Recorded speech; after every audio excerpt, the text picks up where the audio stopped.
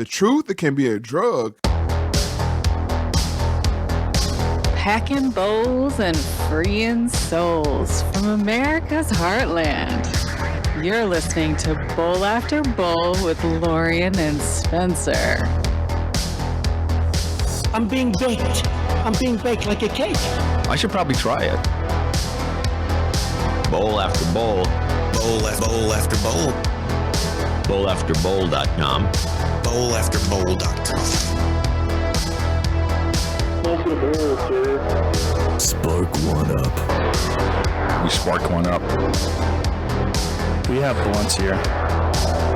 I've never done a blunt. I'd do one. We're stoned. That's right. Back at it again for another special edition of Bowls with Buds. You're here in the bowl. I'm Sir Spencer Wolf of Kansas City. I'm Dame DeLorean. And joining us, it's the one and only Moe Factz. How you doing? Oh, we're doing wonderful. How are you doing, Mo? I am blessed. Blessed, and thank you so much for joining us I'm glad to be here. on this wonderful Stony Sunday. Right after the No Agenda show, doing it live on the No Agenda stream and on the Bowl After Bowl stream. And we appreciate everybody joining us from No Agenda Nation and all the bowlers out there as well. And for those of you new to the format, Bowl After Bowl is our Tuesday night regular show. And this is just another episode of that. Bowls with Buds, we sit down with some of our buds. We get some guests on and we just kind of talk a little bit about, their story. Maybe we get into how it relates to drug war issues. Maybe we get into how it relates to the No Agenda community, because usually there's a lot of crossover there with our buds, of course. And we just kind of have a relaxed, good time, good get to know you, getting to know our buds. And for those out there who want to ask Mo a question, it's very easy to do. You can do that on our voicemail line. Just pick up your phone and call 816-607-3663 and they'll play your voicemail long. Bowl after bowl. And if you're voice shy too, there's always an option to text your question in, and we will read it to Moe Factz, and he'll hopefully have a great answer for us, I'm sure. But thanks again for joining us. We appreciate it. I always like to start out with buds, especially if it's their first time in the bowl, just kind of with sort of the story of how we came upon one another's radar. And for us on our side, we heard the Moe Factz sort of a little later than when it got started. I don't know exactly when it was added to the stream, but the first one I remember hearing was after a episode of No Agenda. It was a day kind of like today. I think it was a Sunday episode, and your show was slated right after the No Agenda show, and it was the No SIBO episode.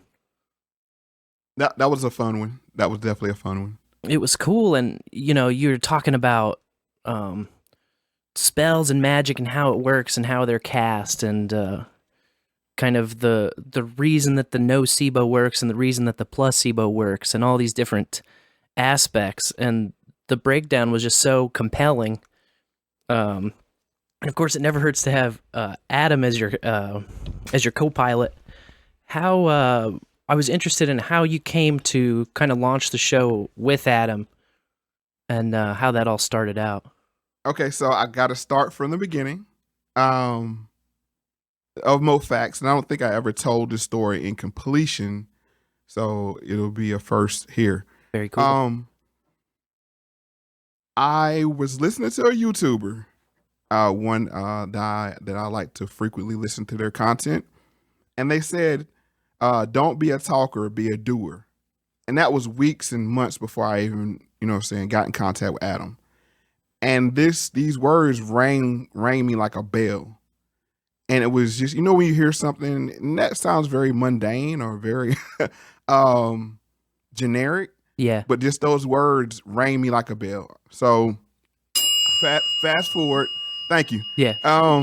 So fast forward. I'm listening to YouTube again, and I listen to YouTube more than I even watch television or any terrestrial radio or anything. That's my main source of entertainment. So I was listening to another YouTuber. His name is Star Terrain with the Star Report, and he had asked the question. He said, "Why did Jussie Smollett leave the noose on his neck?" And I said, "Well, I have an answer for that." and the words revisit me: "Don't be a talker, be a doer." Right. So he has a number on his screen, and I'm like, well, let me call in and tell him. And this is before I'm Moe Factz. This is before anything. I'm just Mo. And so I call into his show, and I explain to him why. And I'll just give you a little, you know what I'm saying, just quickly. I said it's a Masonic ritual because when, Masons, they go through their initiation, they have a noose tied around their neck. I remember seeing this picture, through my numerous trips down wormholes. And that was my answer to him. And I started to lay out, the whole Jussie Smollett. And I called it, not to give myself a pat on the back, but I called it a hoax way before it was actually, revealed as a hoax. And I was 2 or 3 days ahead, of the news cycle. And I would call in again each day. And I'm going to give everybody, I got to tell you the whole story so you know how it started. Yeah, definitely. So he would say, when I would call in, he would like, it's Mo with the facts. It's Mo with the facts. Beautiful. And so I was like, you know what? That sounds really good. So that's how I became Moe Factz. Interesting. And doing his show gave me the confidence to reach out to Adam when Adam was covering reparations. And like I said, I don't know Adam to this point. I don't know him at all, other than just being a listener, not a listener, but a producer of the show, because they don't do listeners. So right. I'm listening, and he says DOS. And I'm like, he's on the right track with a couple of details, like the A in DOS, because if people don't know, that's descendants of slavery. So the American part is very important. So I sent him a Twitter DM, and the rest is history. We tweet back and forth 5 hours on his honeymoon. Wow. That's sorry, fantastic. Tina. Sorry to keep her. You just pulling him away. Right. And it started from there. And it was, he would ask me questions, and I would give him the best insight I could. And one day he was like, we should record this. And I'm like, what? Like, wow. Yeah, you know what I'm saying? Like, wow, exactly. That's, but that's the whole Moe Factz story, and the rest is history. We did the first episode not knowing what it was, just a conversation I had, brought some clips. And every week I show up with my bag of clips, and we spin the wheel, and we have an awesome conversation. That's so cool of an origin story, because it I feel like it just hits home to me personally. All of my most favorite shows that I listen to on the regular all started out that way. It's just a conversation that eventually somebody said, hey, we could make this a podcast.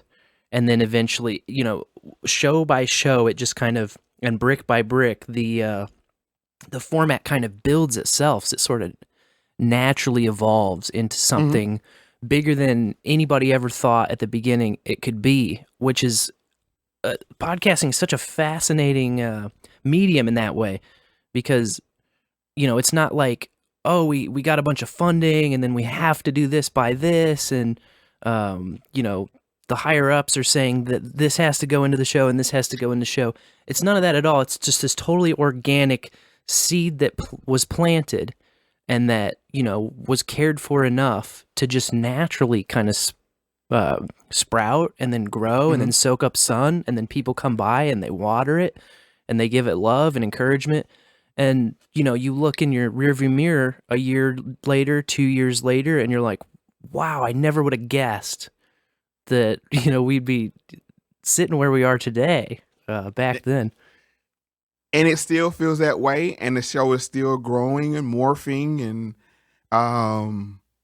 it's pretty much there. But I mean, we don't have a format really, other than the conversation. As far as we don't have a set demographic that we're going off of with the topics of the conversation, we go from sports to music to current events to like the last show we talked about the Duke lacrosse case, which is history. Right. But I felt it pertinent to talk about it due to the recent Kyle Rittenhouse case and the similarities there. And Adam's a good sport because he shows up and he's really in the seat that you are in. That he doesn't know what's coming. So I think that's what the beauty of the show is. The producers experience the same experience that he's having at the same time. Yeah, it's really cool, and to have an audio wizard like that to just bounce all your ideas through and get his take on it too. It's really been fun to watch it evolve, and like I said, I went back and listened to some old ones, but I haven't listened to every single show. A lot of people say that when they talk to you and they're like very into your show, and they'll be like, I went back, I listened to every single episode you ever did. And I'm always like in a sort of in between, like impressed and disbelief kind of thing when I hear that sort of thing. Cause I'm like, No Agenda is probably like the keystone podcast, right? The best podcast in the universe. That's what it is. It's the one everybody like kind of looks to, who's turned on to it. It's kind of like what you hold up as the standard that you're trying to like aim for or live up to, whether it's in terms of audio, whether it's in terms of entertainment, whether it's in terms of authenticity. It's just a really good measuring stick for all of us, especially all of us that love the show and tune in so often. And I just think like, when you're sitting down with the Podfather every week, you got that extra juice that just gets you going. But it was also nerve-wracking. Let me just add that, because like you said, it's the best podcast in the universe. Sure. And you're sitting down with the Podfather, and his co-host is equally as gifted at podcasting as he is, John C. Dvorak. So it's like now you have this unproven commodity. I would just say that, not for lack of confidence in myself, but just I never done it.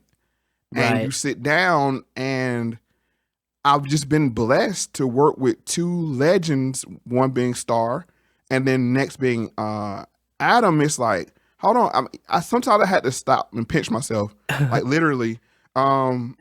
Not physically actually pinching myself, but like that check, like sure, that step back and look at everything, kind of. Yeah, because the only person that really experienced this with me 100% is my best friend E-Class. I call him Coach, and I reference him often on the show because he was there after the first call with Star, and I was like, hey, I called in the Star, and he was like, what? And he was like, and he saw it grow, and then with Adam, it was like. He was like, man, you're on to something, and it's like I said, it's a bit of disbelief, because how can somebody get that be that blessed to have those be your first two opportunities? So I mean, here now I even chuckle to myself, because it's like, wow, but at the same time, now to have them as peers. Like I said, it gives you that extra little juice to say, if I can do it here, I can do it anywhere. I can, and I was never a public speaker. That was the other thing. I used to shy away from public speaking. I'm not socially, I don't have any social anxieties or shy in that state, but I didn't like being the center of attention of public speaking. I can have a conversation with anybody. That's why the format fits me so well. Yeah, I was just about to say, like, it feels like there is a public aspect of it, right? It's especially if you're doing a live segment where you kind of have an idea, like at least this many people are out there listening right now, and we can't necessarily chop up and cover up different things that may or may not go wrong. But at the same time, it's not a public speaking in that you're standing in front of a room full of people and delivering anything. It's still just a conversation. Right. And that's my strength. That is truly my strength, is speaking to people. And one of the things that drives that is I live my life by the 7 habits. And the one habit just is huge to me is seek first to understand, then to be understood. Sure. So I hear people, and that gives me the ability to formulate how I want to communicate to that person individually. I don't come with a narrative or just like a preset, oh, this is how it's gonna go. It's you can hear with the show. Like some of the clips that I hear like play for Adam, I'm thinking that this is a bridge clip to get us from one point to the other, and we'll get stuck on it for 10 minutes. Sure, yeah. So you never know what you're gonna get, and that's the beauty of it. And it's like I said, I'm learning, I'm growing every day. So I take this very seriously now. I take this as maybe this is what I'm supposed to be doing in life. I think so. I think you're very natural at it, and that's another interesting aspect of shows like this, where you're kind of bringing some preparation, and there's clips to pull or stories to pull, and a format. Even the loosest of us formatted still have something of a format. But what we're really bringing is like the kindling and the fuel. But then once you hit go, once it's your time slot and you're ready, then the match is lit, and then it's just a matter of keeping the fire burning, and knowing where to stir it and where to put another log on, and all. It's kind of this dance that we do, and that's an excellent metaphor right there for it. That like I bring the logs and I bring the kindling, but you never know which way the fire is gonna burn. You never know. And just the pace of it, and I give enough room. I leave enough room there that it's not like a strict narrative, like, oh, we got to get through all these clips and that kind of thing. And it's a tapestry. The reason why I think people really go back and listen is we do throwback clips, but not for the sake of throwback clips, but it's the crossing of two topics. It's like, you remember when we talked about this on show so-and-so? Now, think about it in this perspective. And then that drives people to go back and say, what did they talk about? Maybe you came on show 50 or 55, and I play a clip from show 30 or 40. People are like, oh, let me go back and listen. And it's like, wow, like that really fit. Or, okay, it leads people back to the previous material. And I never like to say old, because I try my best to make it where no matter when you get on to the show, you can go back and enjoy all the content. Yeah, that's a really cool aspect of it. And I know Lorian has been very good at that lately, is she'll be, referencing stories, because one of the segments that we do is we track, weed legislation as it rolls out in all the different states across the country, and sometimes even in different countries. And so as cases develop, or as, new hearings are had, or new decisions are handed down, or new appeals come through, she'll reference, the last time that we talked about it. And with 50 different states and 50 different sets of news going on, it's just crazy, talking about all the different ones and the similarities and differences. And if states are learning from other states' mistakes, they're usually not, but... I had mentioned that we heard Nocebo first, which was 32, and of course we went back and listened to some previous ones. But the one that we heard, the one that really pulled me in and struck me, was the shootist.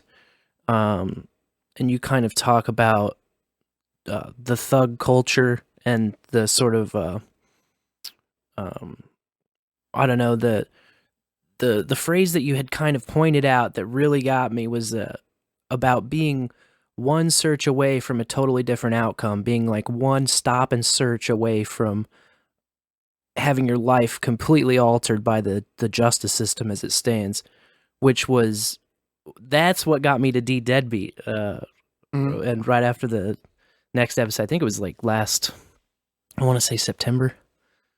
sometime in there. And thank you for the value. I appreciate Of that. course, yeah, of course. And you know, Well, you want to talk about that? I mean, we I could would talk love about to. that in Yeah, depth. I just kind of wanted to get your take on because you know we come from a history of specifically of marijuana legalization activism, but of course that kind of branches out and grows into broader drug law reform, and then even further into kind of just general libertarianism and general. That's not the government's role. This isn't the government's role. And so a lot of the activism that we were involved in, especially right around 2010, 2011, 2012, that was a big talking point in the weed legalization circles, was that the drug war is the new Jim Crow. And in fact, Michelle Alexander had a book that came out in 2010, The New Jim Crow. And so I think that was a big part of it, the big, you know, she reignited that fire of that talking point. But, you know, as far back as 2001, this lawyer, Graham Boyd, wrote that the drug war is the new Jim Crow in a report. It was the, let me see, I have it somewhere here. The North American Congress on Latin America. So it was just kind of in this buried publication, this obscure publication, but back then that was when Ashcroft wanted to re-ramp up the war on drugs. And then they had 9/11, and so they kind of took it a different route. They went the war on terror instead, but you know, they were going to pull out the whole playbook and just re-ramp it again. And I was really interested to get your take on, you know, how drug laws and especially enforcement of drug laws, are they the new Jim Crow in your opinion? Well, we have to talk about the 13th Amendment, and when you lose, you know, when you become part of the criminal justice system, you lose your rights. Yeah. I mean, it says it right in there that basically you are a slave. Yep. To the state or the federal government, depending on if you're locked in state penitentiaries or federal penitentiary. But I always like to tell people that weed is the gateway drug, but not the gateway to other drugs, but the gateway to the criminal justice system. Yeah. Because you can easily, and this is why I said my life could easily went a different way, or people, you know, like me could easily went a different way just off of one pullover and I smell weed in the car. Yep. And let me explain just how those steps happen, because I'm sure people are like, well, weed, minor charge, you know, no issue kind of thing, right? Okay, Right. No. You get pulled over, cop says, oh, I smell weed in the car, legitly, or that's a common gateway to get you, you know, engaged in the criminal justice song and dance. We smell weed, okay, they find weed, they give you a charge. It's not like it is now where they just write your ticket and you keep going. No, they would give you a charge. Right. You would get probation. You know, if it's small enough, you know, that kind of thing. Yep. But the probation is the foot on the banana peel. Yeah, absolutely. Because if you're already smoking and you have to piss clean, now you have two problems, right? You know, you're a smoker and you have to piss clean, excuse my language. You have to pee clean. And if you don't pee clean, here you go, your issues get escalated to the point where they might violate you. And now here you are, a simple, nonviolent, weed-smoking citizen, and you're put into jail. Right. Well, go ahead. And I think, like, what a lot of people outside of just the world of drugs in general, or illicit drugs, I should say, in general, don't understand about the weed laws and the why they target marijuana specifically, why they went for that. It's sort of like you're saying, it is the gateway, but not in the way that they've sold it.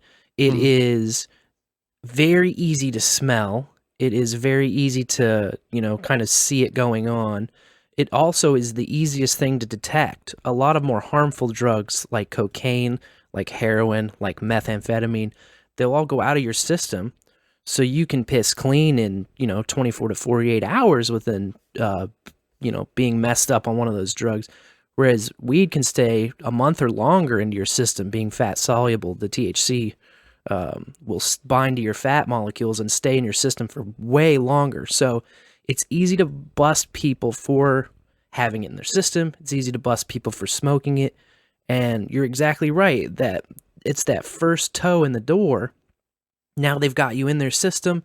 Now you have maybe a conviction or a record of some sort. Now you're on some sort of a probation or parole, and everything that you do is scrutinized times 10 or times 100. And they test you for the drug that you got caught with. So it's if you're a recreational smoker, maybe on the weekends, maybe you're just coming from a party. Right. And then you go to another party and like people are like, hey, hit the blunt, hit the joint, whatever. And you have a moment of weakness. You smoke again. And then, like I said, you violate it. And then here we go. And then the crazy thing is now you come out, you can't find work because you have a criminal record. And it's not funny, but it's just humorous how planned this is. It had, right. If not, it has to be the luckiest, thing to be stumbled upon. But I think it's definitely planned because now when you come out, it's like, well, now I got to sell a little weed. I mean, I know all these people and you don't, but I mean, that's when you have restitution and all these things you have to pay back. Right. There's a lot of pressure that way. And so it's not like you have to do these things or you're trapped into this, but it's the path of least resistance. And so on a larger scale, it's where most people will go. And without those barriers or without that pressure, maybe more people wouldn't have such high recidivism. Maybe, people could actually get a job and learn from a mistake and find rehabilitation. But because of those social pressures, because you have to check the box if you had a conviction, because your employer will, you're not going to get hired if you have to drop and you drop dirty.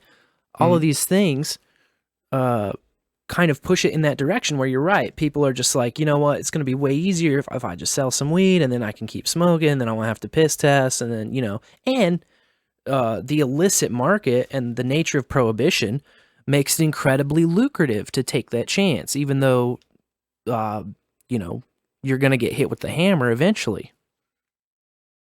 And then when you're selling weed, I mean, I haven't sold weed, but when you're around it, you're not really selling it.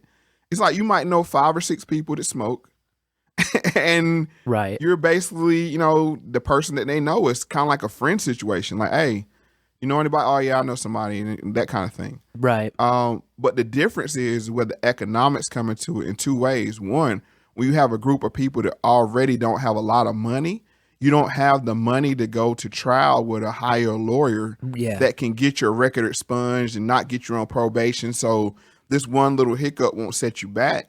When you go in there, you get under probation and you're done. And we all saw Shawshank Redemption and understand that prisons are a moneymaker. Yep. And you need to have a steady workforce. And what better way than to criminalize something as nonviolent as smoking weed? Weed really lessens the chance of things happening, fights, those kind of things, the kind of violent acts that come along with, typical drugs. People like, they smoke, let's hit the joint and chill out. Let's not even go out tonight. Let's just, let's just order a pizza and play some Madden and, smoke, that kind of thing. Yep. So it's amazing how they just built this whole structure around it. But then what amazes me more is the complete 180. That it used to be like the devil's weed. And then all of a sudden it's like, oh no, weed is cool. And you see CBD shops pop up everywhere. They got grannies smoking weed segments on High Times and stuff. It's like, yeah, and it's like, hold on. And the funniest thing, and not funny, I say funny in the sense not humorous, but funny in how it goes down. Overnight, people are getting rich, but other people are still locked up. It's like, don't you think you should let everybody out? Yeah. That was in for weed charges? And I know some states are, but it's that kind of thing. But I also, I got to be careful with how I talk about weed, because weed could be a huge distraction if you don't have the time and money to enjoy it. Yeah, absolutely. So that's the flip side of the coin of it's a luxury. And it's some luxuries that people can't enjoy because if you don't have a job or don't, you know what I'm saying, don't you have other priorities, Right. you shouldn't put weed before it. But I don't know how far you want to get into this weed conversation. I love that you bring that up too, because I think, you know, we started this directly out of an activist movement place. You know, and the first iteration of Bowl After Bowl was 2014 and 2015. And we were working to get Missouri legalized for medical use. And then we kind of got really burnt on the sort of inside of the grassroots part of activism. And it's just exactly how you're saying, how, you know, they didn't legalize pot because they came to Jesus or because, you know, they saw the light. They legalized pot because they saw the way the wind was blowing, and they're like, you know what? There's gonna start being a drop off in the profit margin, pushing it this way. We can swing it over this way, have all the control on the legal market, and then things can just go merrily along. We'll just kind of change how we're going to talk about it and how we're going to present our attitudes towards pot. And you're totally right about, you know, weed is like, you know, we play all the weed culture clips, and we're very into the weed culture, and we understand what these things mean.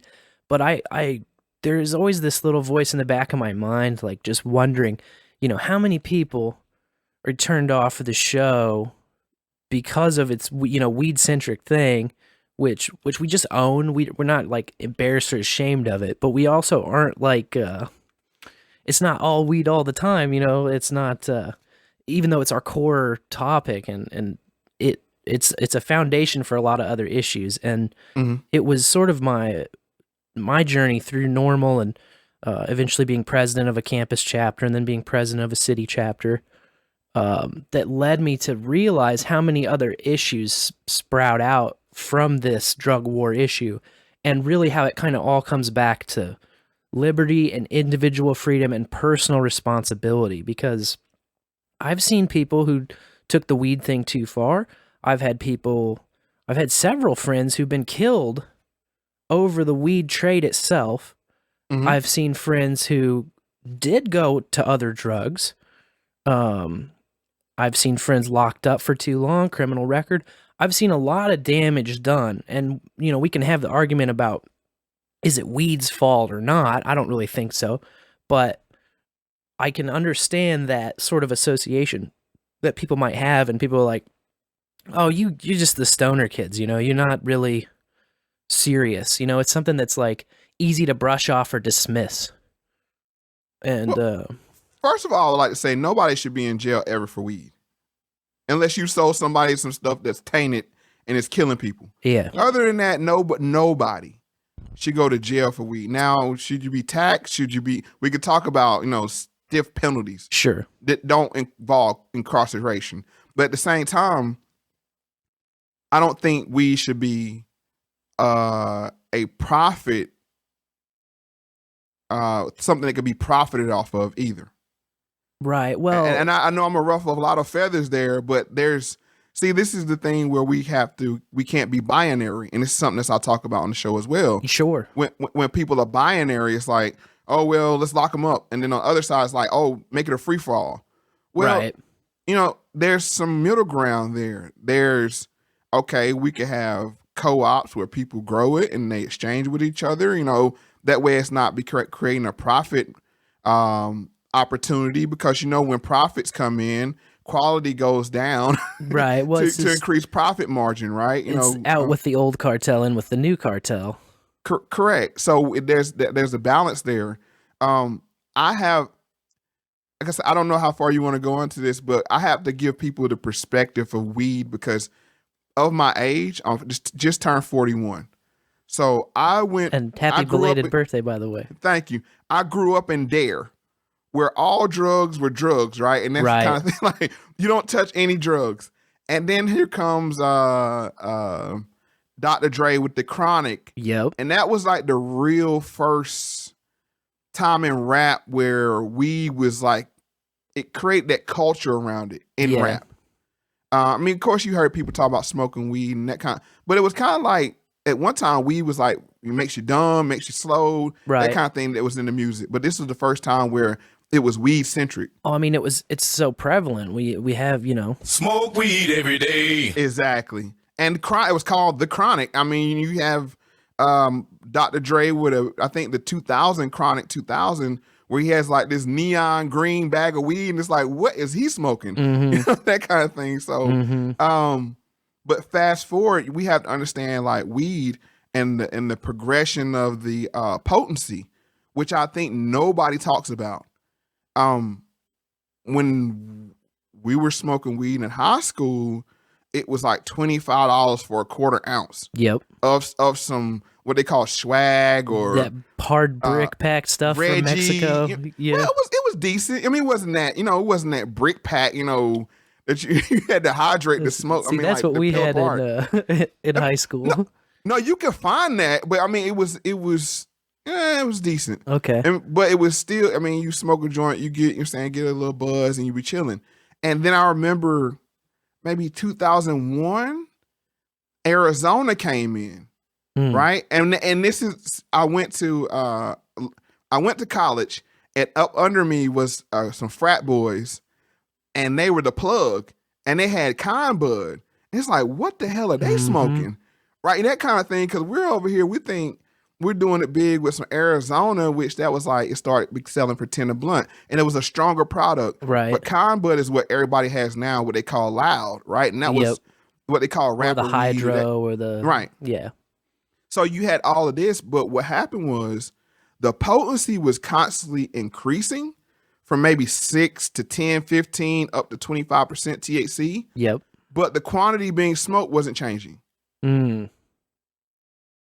You see what I'm saying? So it was like, that's an interesting observation too, because we've talked about potency as well, and I've heard the argument a lot that a lot of people, and I'm in agreement when we have the sorry, the chat's saying the stream drop, but it's still going from my end, so just so everybody knows. Okay. Anyway, but when we have an increase in potency, I always... They're trying to shut us down. I know, right? Right when you talk about the potency, man. Right. Big Weed wants to say, shush, shush, shush. Right. But no, that's what... I prefer a lot of time if I can get some nice, potent, good quality bud, and then I have a little dugout with just a baddie, and I'm taking just the tiniest little puffs, because you don't need as much. But when you're in a culture of rolling joints or rolling big blunts that just get passed around and you keep passing them around, you're absolutely right. Like, a joint's going to hold a gram every time you roll it, whether you roll it out of the Reggie or whether you roll it out of the hydro. It's going to be, so let me give you an analogy. That's like you come home and you drink a beer, right? A couple 12 ounces. Yep. Now take that 12-ounce beer, pour it out, and fill it up with vodka. Yep. And you come in and drink that same. Well, like, I'm only drinking 2 cans, but it's vodka though, bro. It ain't beer no more. Right. That kind of thing. And then you pour that out, and then you start putting like 151 proof Bacardi in there. It's like, okay, now we have a problem, but nobody's saying anything because it's we're only smoking. We're smoking a blunt. We're smoking a couple of blunts. But it's like, no, you're taking in way more, and I think this caused a real problem. I agree, and because I've seen this change.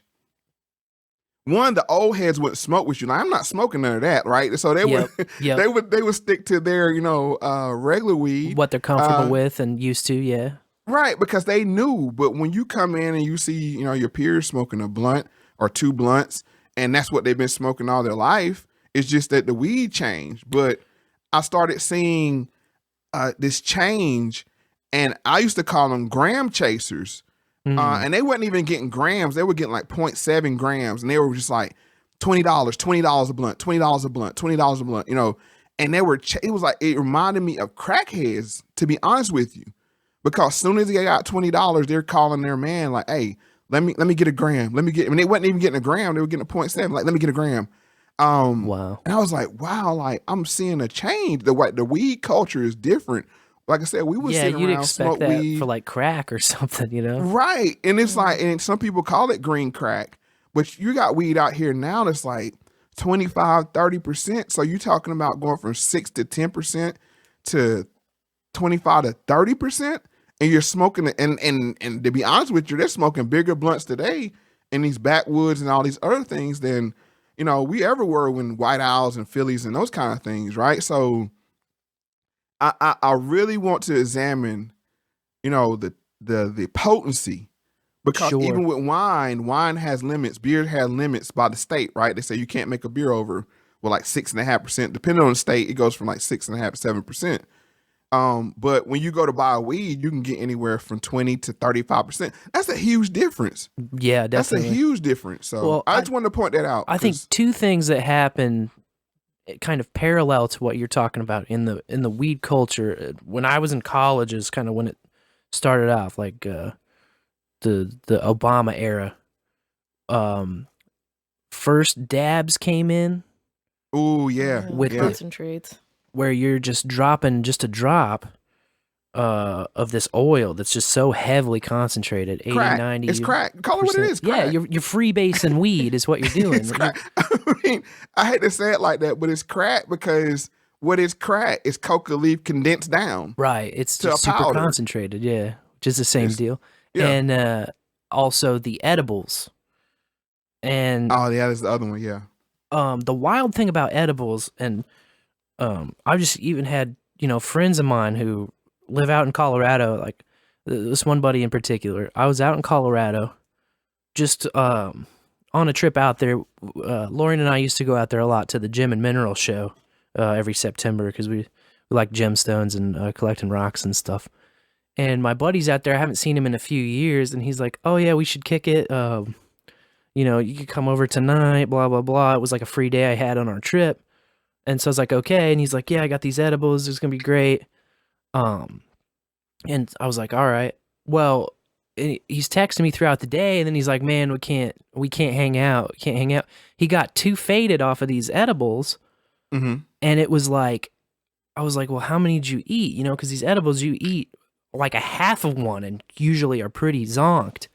And he was basically saying he had like 250 milligrams of weed edibles, and like an edible dose, 10 milligrams is like an active dose, you know? Good grief. So he's taking like 25 doses of edibles just by eating a handful of gummies. Or sometimes they make a big gummy, and it's like, on the one hand, I'm disappointed in my buddy because it's like, dude, with a quick arrowage search, you can easily find out what the active dose is and what you're working off. But at the same time, these guys are selling packages of 250 milligrams in something that you can put in something that fits in your mouth that you can swallow in one, you know, you can pop 250 milligrams in your mouth and chew it up and swallow it. Right out of the package. Edibles itself is a problem because when you get to eating or you get high, you're going to have munchies, and it's like, well, let me try another one. And then the time delay. I've never tried edibles, but I've always told the time delay is what really gets you. Because it does. That is a big factor. One, it's like the laxative effect, right? So yep. you're like, nothing's it's not working. Let me take another one. Yeah.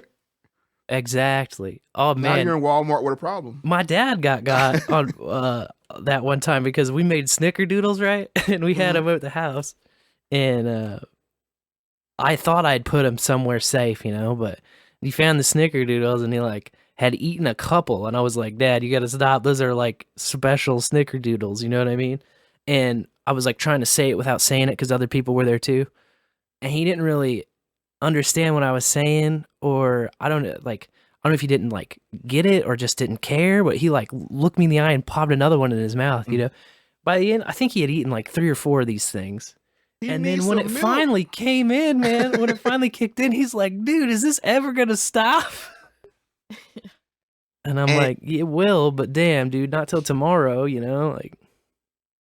And that's the suckiest part right there is, you know, the quantity, the gauging of the quantity, the potency, all of these things play into it. And I knew something. Like I said, I'm not a boomer at all.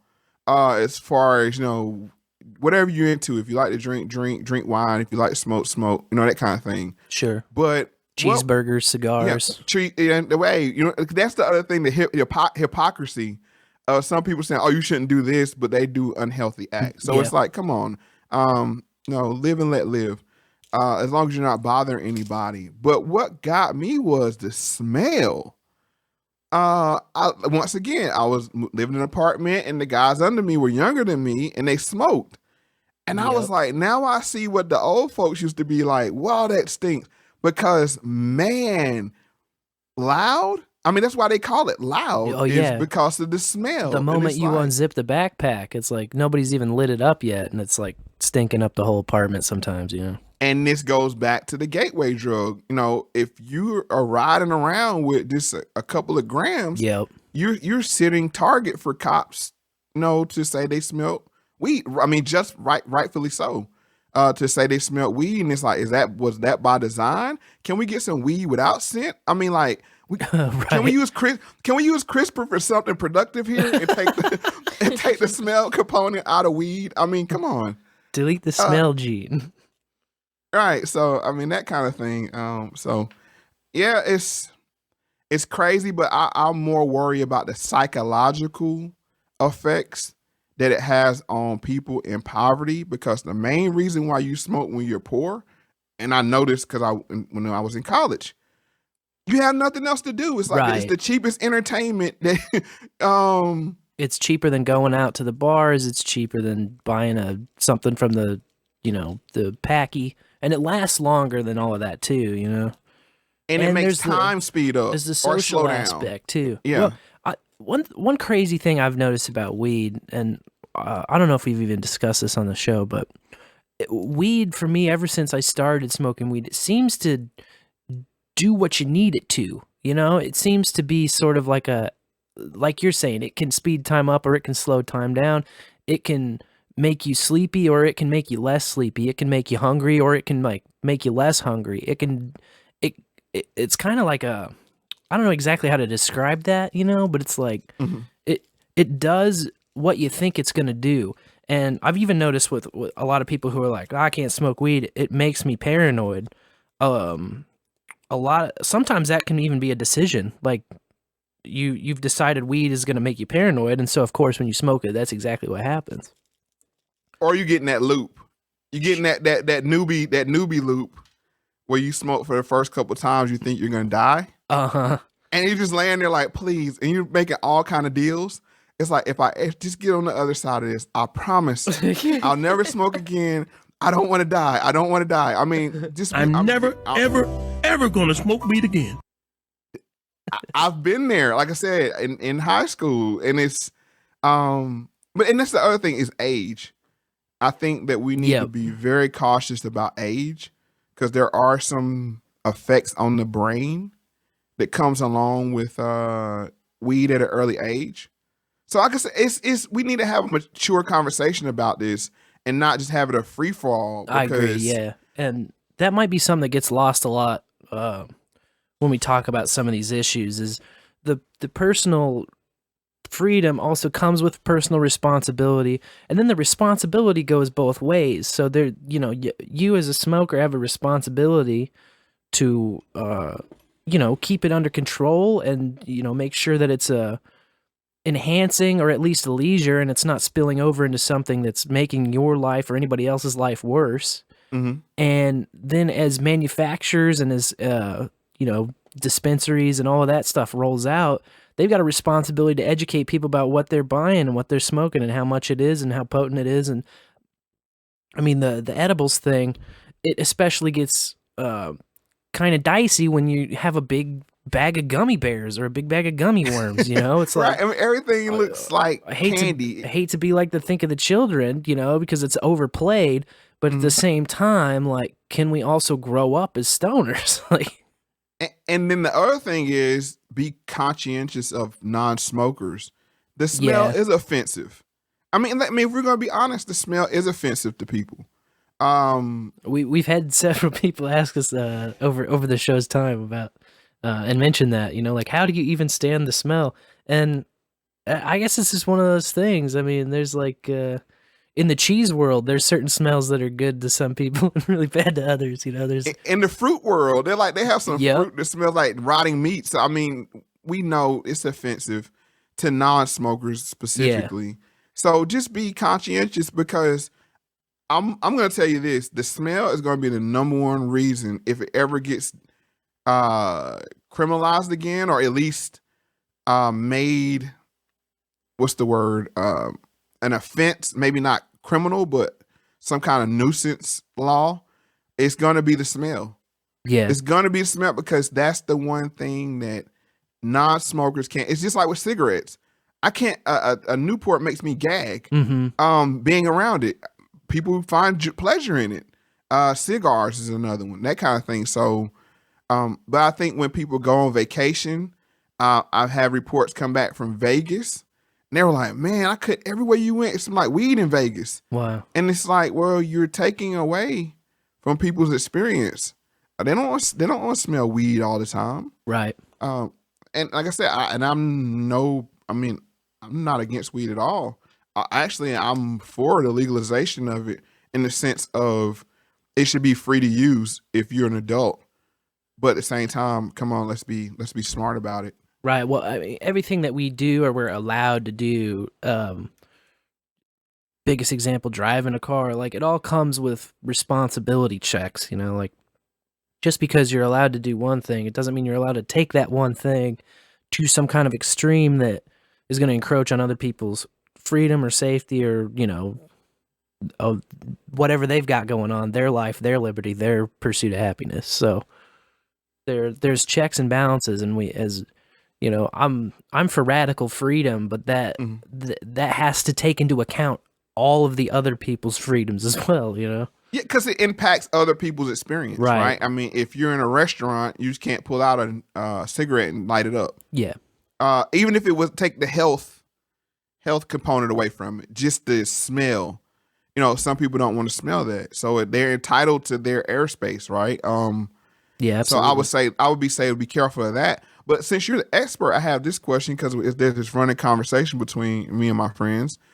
Do you think that we will be put into HOAs and those kind of things where it'll technically be legal, but oil change is legal, but I can't do one out in front of my house, right? because of HOA. So do you think that's the way it's gonna, end up being, basically policed in a new way? I've never really considered that angle of it, but I think y'all are ahead of a curve, because I'm surprised now that you actually say it out loud. I'm surprised that it hasn't happened yet, or that we haven't heard about that kind of thing yet. And Lorian can attest to this. A lot of the laws as they pass allow for local control and allow for sort of not in my backyard local legislation. Mm-hmm. Yeah, there's a lot of laws that have been passed that say where you can home grow and grow your own, but it has to be inside. It has to be locked away from public view. I can't think of anywhere where you can grow outside unless you're a licensed cultivator. I could maybe see a future where an HOA tries to basically ban home grow within their HOA, and then maybe you have a fight between the homeowner and the HOA that escalates from the city to maybe the county or state level until, it's handed down or clarified. Like, for instance, in Missouri, there's it's medically legal. So we have medical weed, and we're working on recreational. But the medical aspect includes home grow for up to 6 plants. And so that's a constitutional amendment that was passed. So basically, all of the stuff related to our medical program is in the state constitution. And so it's harder for an HOA, say, to meddle with that. But the smell, though, I'm going back to the smell of the smoking it. Right. The reason why I say this is there's apartment complexes popping up, and that say you can't smoke on our premises, anything. Right. So I would not be surprised if it becomes an issue. I haven't heard of it yet, but like I said, as soon as you give me the idea in my head, I'm surprised that we haven't heard of something like that. Makes nothing but sense. Yeah, and that's that way you can police it again, right? Yeah. That's the HOA. Just Jimmy says, just a quick tangent on HOAs. That's the real policing force. Oh now. Yeah, it's tyranny's trump card is the HOA, man. Yeah, because I got told at my old place for double parking. It was raining and I didn't see I was over the line. But I'm like, hold on. If a cop came by and saw me double park, he would give me a ticket. But you have a tow truck that rides through here and it's a $200 fee to get my car out of tow. How can the HOA have stronger penalties than the actual police department? Yeah, that's crazy. So be careful those HOAs, man. I really think man, in the apartment complexes they say no smoking, period. And that would basically put people in weed ghettos. Thank God there's no HOAs in the hood, at least around here, man. Well, not yet. But Not yet. gentrification, No doubt. they come with the territory. Well, we do have a number of voicemails, so we're going to kick one off. Some questions for you, Mo. All right, cool. Maybe. Let me make sure that... oh, here we go. Question, actually. You want to start I'll it to the back? restart it. Sorry about that. Blame the Mo, too. In the bowl, I got a question for Mr. Moe Factz. It's a two-part question, actually. One, I know you don't self-identify as a card-carrying member of ADOS, but in today's current era, meaning people that are still alive, within the umbrella of ADOS, who would you consider a hero or like someone that you really look up to in that community? And then the other question is, since we had our talk, what and any water filters have you been using to get the fluoride out of your water? All right, in the bowl, this is Sir Seat Sitter. In the bowl, Sir Seat Sitter. All right, so one, I have well water, so I don't know if there's fluoride in there. I doubt it is. Probably not, There's other things you could have in well water, but fluoride is not one of my concerns. I'll answer that one first. And then he asked about ADOS, who I looked up to. And this is going to sound like total fluff, but this is the God honest truth. The person I looked up to growing up and still now is my father. I mean, seriously, huge hero of mine. And now I see that he was even more important now than then. That when you could pick up a phone and call somebody and say, "Hey, what you're going through," and you can talk to them, and they share genetics with you, so they understand part of your makeup. Yeah. That's personally. Of course, you got Malcolm X, and I say that my father because this is the thing I want to reestablish is fathers. We need to have kids looking up to their fathers. And we need to have fathers active in their kids' lives. So that would be my answer to that first and second question. Yeah, that's a great observation, and I really love that aspect of your show. By the way, the fatherhood and the male role model aspect. I actually had that down in my notes about male role models. Where do we turn? Mm-hmm. And I don't know. I've been thinking about this a lot lately, and maybe I shouldn't even be asking this kind of thing, but with my own dad, I've been in this place where my dad is like unconditionally loved me forever, and is the sweetest dude. But also, over the last 10, 12 years or whatever, through No Agenda, through a lot of other research, through a lot of other sources, we go down these rabbit holes. We discover these, I don't know, conspiracy is the easiest way to say it, these powers that be, these mechanisms of control over us. And it's so weird because I feel like I've tried to be an example of how to get out of that for him, and it's just hard for me to call him up and say what I'm going through in this sense of, the decisions that I make, he doesn't understand. And like, he doesn't understand why I'm not at this 40-hour a week single career thing, like trotting away, like doing what he did, And there's just this gap of understanding that I just don't even know where to start to make headway in of like, it's like we were hanging out last night and he's talking about how he misses the Bush days and, how they just kind of were like the guys you'd want to have a beer with and really cared about the country. And I'm just kind of like, they're all part of this same, knowing what we know, where they're all part of this same machine with the Clintons, with Obama, with whoever, runs this whole mechanism.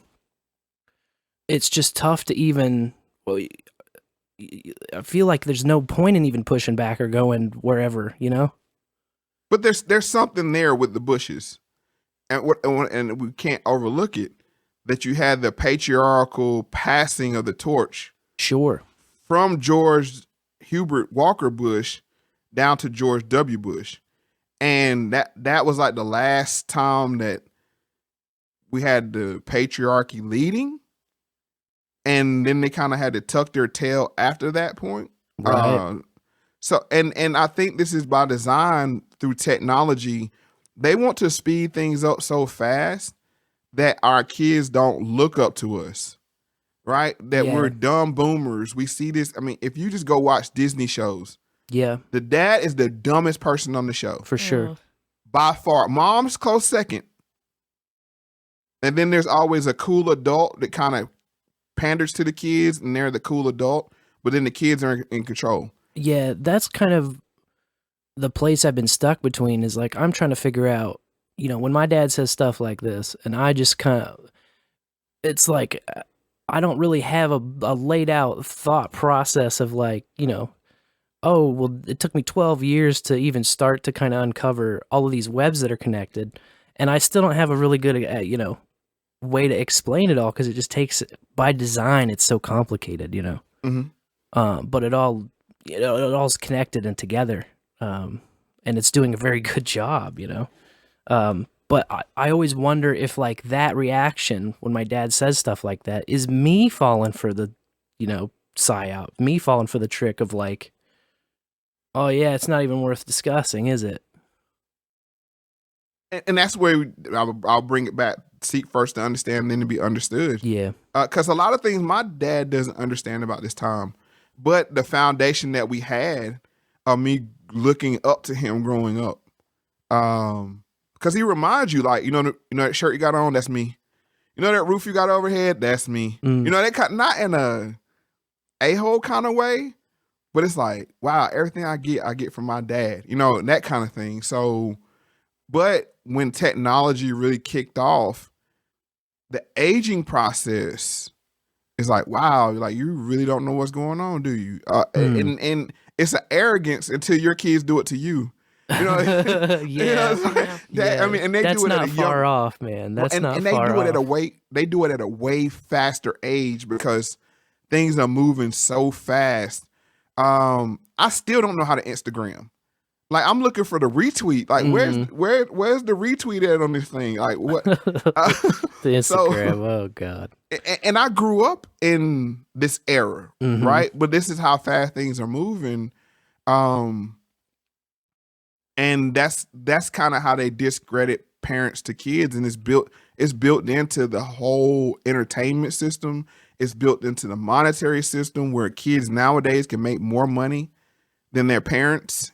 Yeah, it's like you were saying about how you don't have to work a 40-hour week job anymore. Right. Yeah, it's a different situation now where you have, you can spread yourself out and have a concentrated, have a real estate license, and there's the show, and there's there's so many other different things you can work from home and have flexible hours with, and have kind of a feast and famine period that you're good at balancing.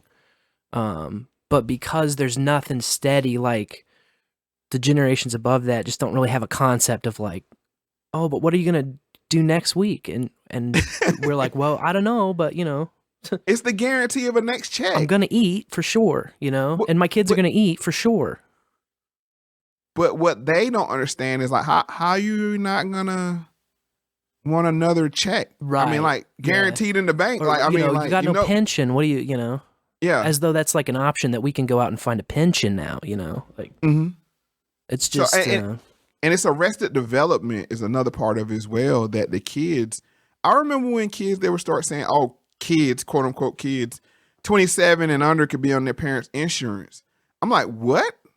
Like 27, At 18, you were off your parents. Yeah. Okay, That's right. 21 maybe if you went to college, they would let you stay on there. But like at 18, you were off of it, and you didn't have insurance. Like, we didn't have insurance from 18 to maybe 25 when you got a decent job. I rolled, and got benefits. I rolled on mine until the day I turned 27. It was crazy, but yeah, I just didn't.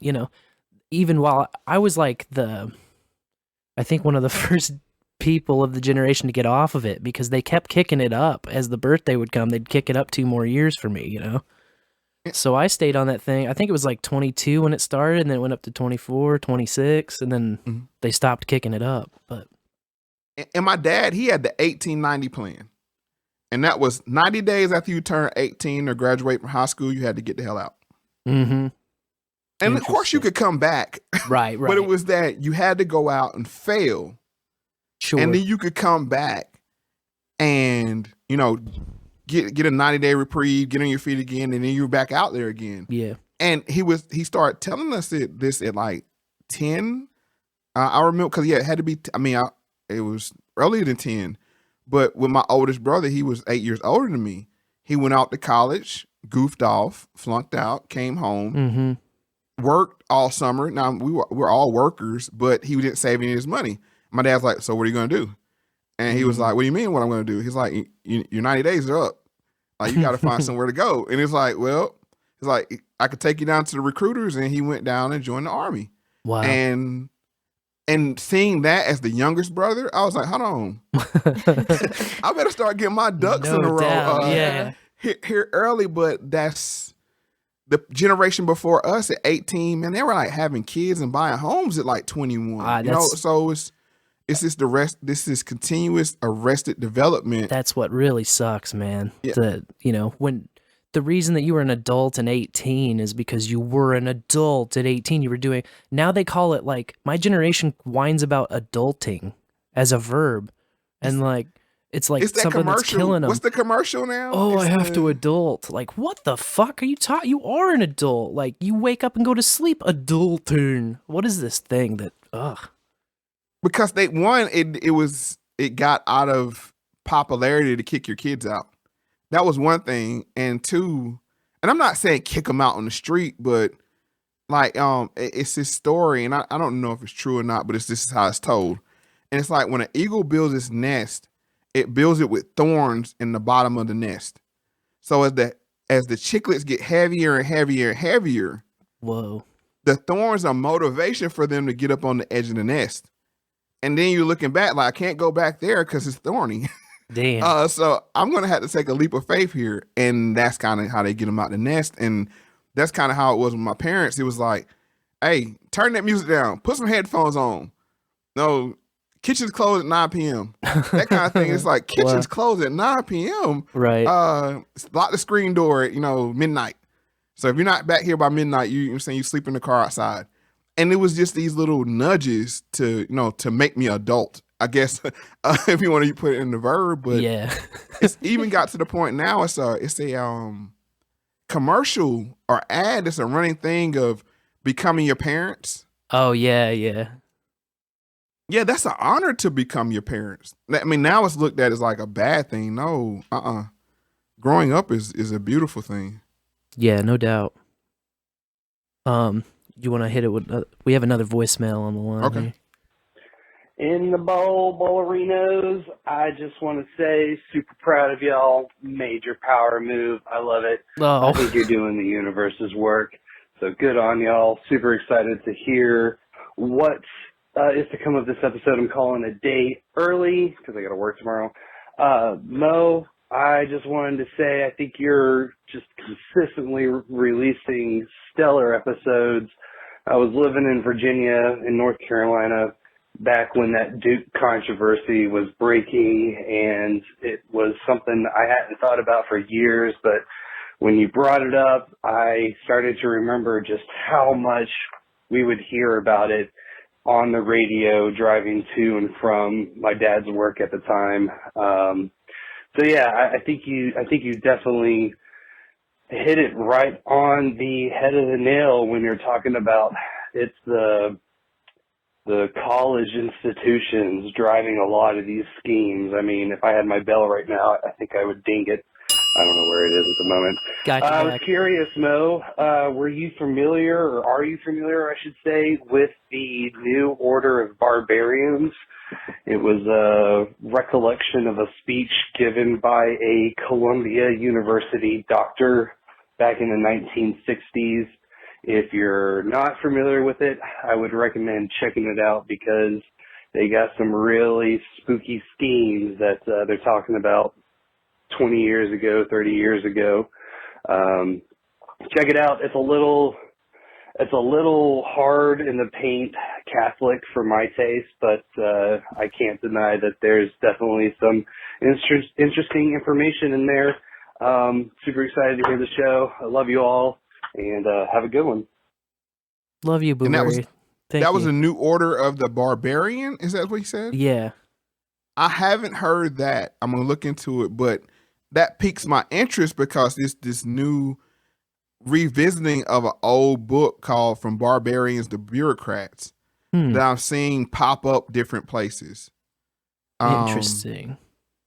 And that goes to show like how we go from barbarians to bureaucrats in business and society. And basically the aristocrat destroys society, and the barbarians and the, I think it's called a synergist. Like the people that really like have a vision for the next thing, they take over from the bureaucrats. So I wonder if that's connected. So I have to look into that more. Right on. Well, yeah, he had mentioned power moves and synergy, and you just bringing like a consistent expanding picture. And we kind of touched on some of those themes at the beginning of the show, how I think it's like people call it a God thing. You could say it's a community thing. It's a universe thing. You could say a lot of names for the same thing you're trying to describe, where, for me, when I really joined this community deeply, it was just a matter of keep showing up, and, nothing beyond that. It's not like power plays or this or that or moving the earth. It's just that matter of showing up and consistency. And I think people will see it even further in another depth if they go to your Lost Tape stuff on YouTube, because I've caught parts of it a few different times, but I was in there the longest this last time when you were doing Lost Tapes on the Duke situation. And just to see like the extra heat that's displayed in the Lost Tapes, but also to see like almost the origin stories of like Michelle Malkin and Stephen Miller as a senior in college, and right, and seeing what he looked like. Like when I heard that clip of Stephen Miller, and I was like, "Holy shit, that's Stephen Miller!" When I heard his voice, And then right after the clip, Adam clarified, was that the same Stephen Miller? Mm-hmm. But to see him and with most of his hair, and even there was I think you were playing early Megyn Kelly. Mm-hmm. It's just wild to look back and connect those dots. And that's the extra work that's just a matter of showing up and giving it. And it's these stories like this that make news people. It's people that cropped up off the OJ trial. Yep. And the OJ situation. That's how they got their big break. Look at me, my origin story. If it's no Jussie Smollett. Right, yep. So, and this is where we're getting at with the alternative media. We're going blow for blow with these people right now. Mm-hmm. Especially as I always want to point out that once they lost their magic, and what I mean by their magic, COVID killed their magic. Yes. Because they thought they could shut the machine off. Yeah. You want to call it the spell machine or whatever. And it's those big, expensive cameras and lights and perfectly crafted sound stages. And they made newscasters stay at home and broadcast from the kitchen. Oh, man. And you know what? Their kitchen doesn't look much different than my kitchen. Yeah. So it's like, these are humans. Oh, they're not gods. They're not prophets. They're not, fortune tellers or, that kind of thing. So it totally ruined their mechanism for mass communication. Yeah. And they're treading water right now. Nobody pays attention to that crap anymore. Right. Well, I think they fell behind in how to cast that magic from your basement, from your kitchen, from where you are. They relied too heavily on that studio space for it to be curated when, anybody now can cast a pretty great spell, and they can cast it in love rather than in some power struggle or in control or in, manipulation and fear pushing. And I thank you. And that's the point I want to clarify when I say spells, because people think about big pots with newt eyes and frog legs. Right. And that. No, it's when you concoct a narrative to try to manipulate a person. And the whole definition of witchcraft is just control. And when you try to control people through narrative, that's the spell. But the problem is they don't have talent. Don Lemon is not talented. Chris Como is not talented. What's the other guy? The babyface assassin. I forget his name. Stelter. He's not talented. There's a bunch of people, and it's a bunch of people on both sides. Mm-hmm. Like this late night guy they got on Fox with the canned laughter. These people are not talented. Yeah. You give us a laptop and some kind of casting program and, screen sharing. Yeah. And with talent, and we can whoop their butts with their high-priced sound stages and $10,000 suits and perfectly cut hair. It's like, no, I don't need all that because we have talent. And the reason why I say we have talent is the people choose. The people choose to listen to us. So that let us know they find something in us. They're force-fed to us. They're force-fed to us in gyms and hotels and airports. Airports. At the gas station even. The lunchroom at work. Right. I mean, all these different places, they're force-fed to us. Here, people actually seek us out. Yeah. And that's what lets us know we have talent. And if they were given that kind of, not the same apparatus as the high stage lights and whatever, but like teams to look and pull facts for us and clips and that kind of thing, man, it would be no match. They're not a match for us. He's so good. Oh man. So good. We got more voicemails. You want me to play the next one? Sure. Hey gang, this is Rick from Itty Bitty Homestead. Just realized we haven't touched base with y'all for a while. Thought I'd go ahead and give you a call. Hanging out here in the forge, you can probably hear it in the background, and been listening to your show from Tuesday night. So, I'm forging up some split crosses for a customer and a couple for our house. Just wanted to let y'all know we're still alive. We're doing all right. We've been under the weather with just seasonal cold, nothing major, but everybody's been kind of cruddy up. Wanted to get in and say howdy. Hope y'all are doing great. Hope your little ones are doing fantastic.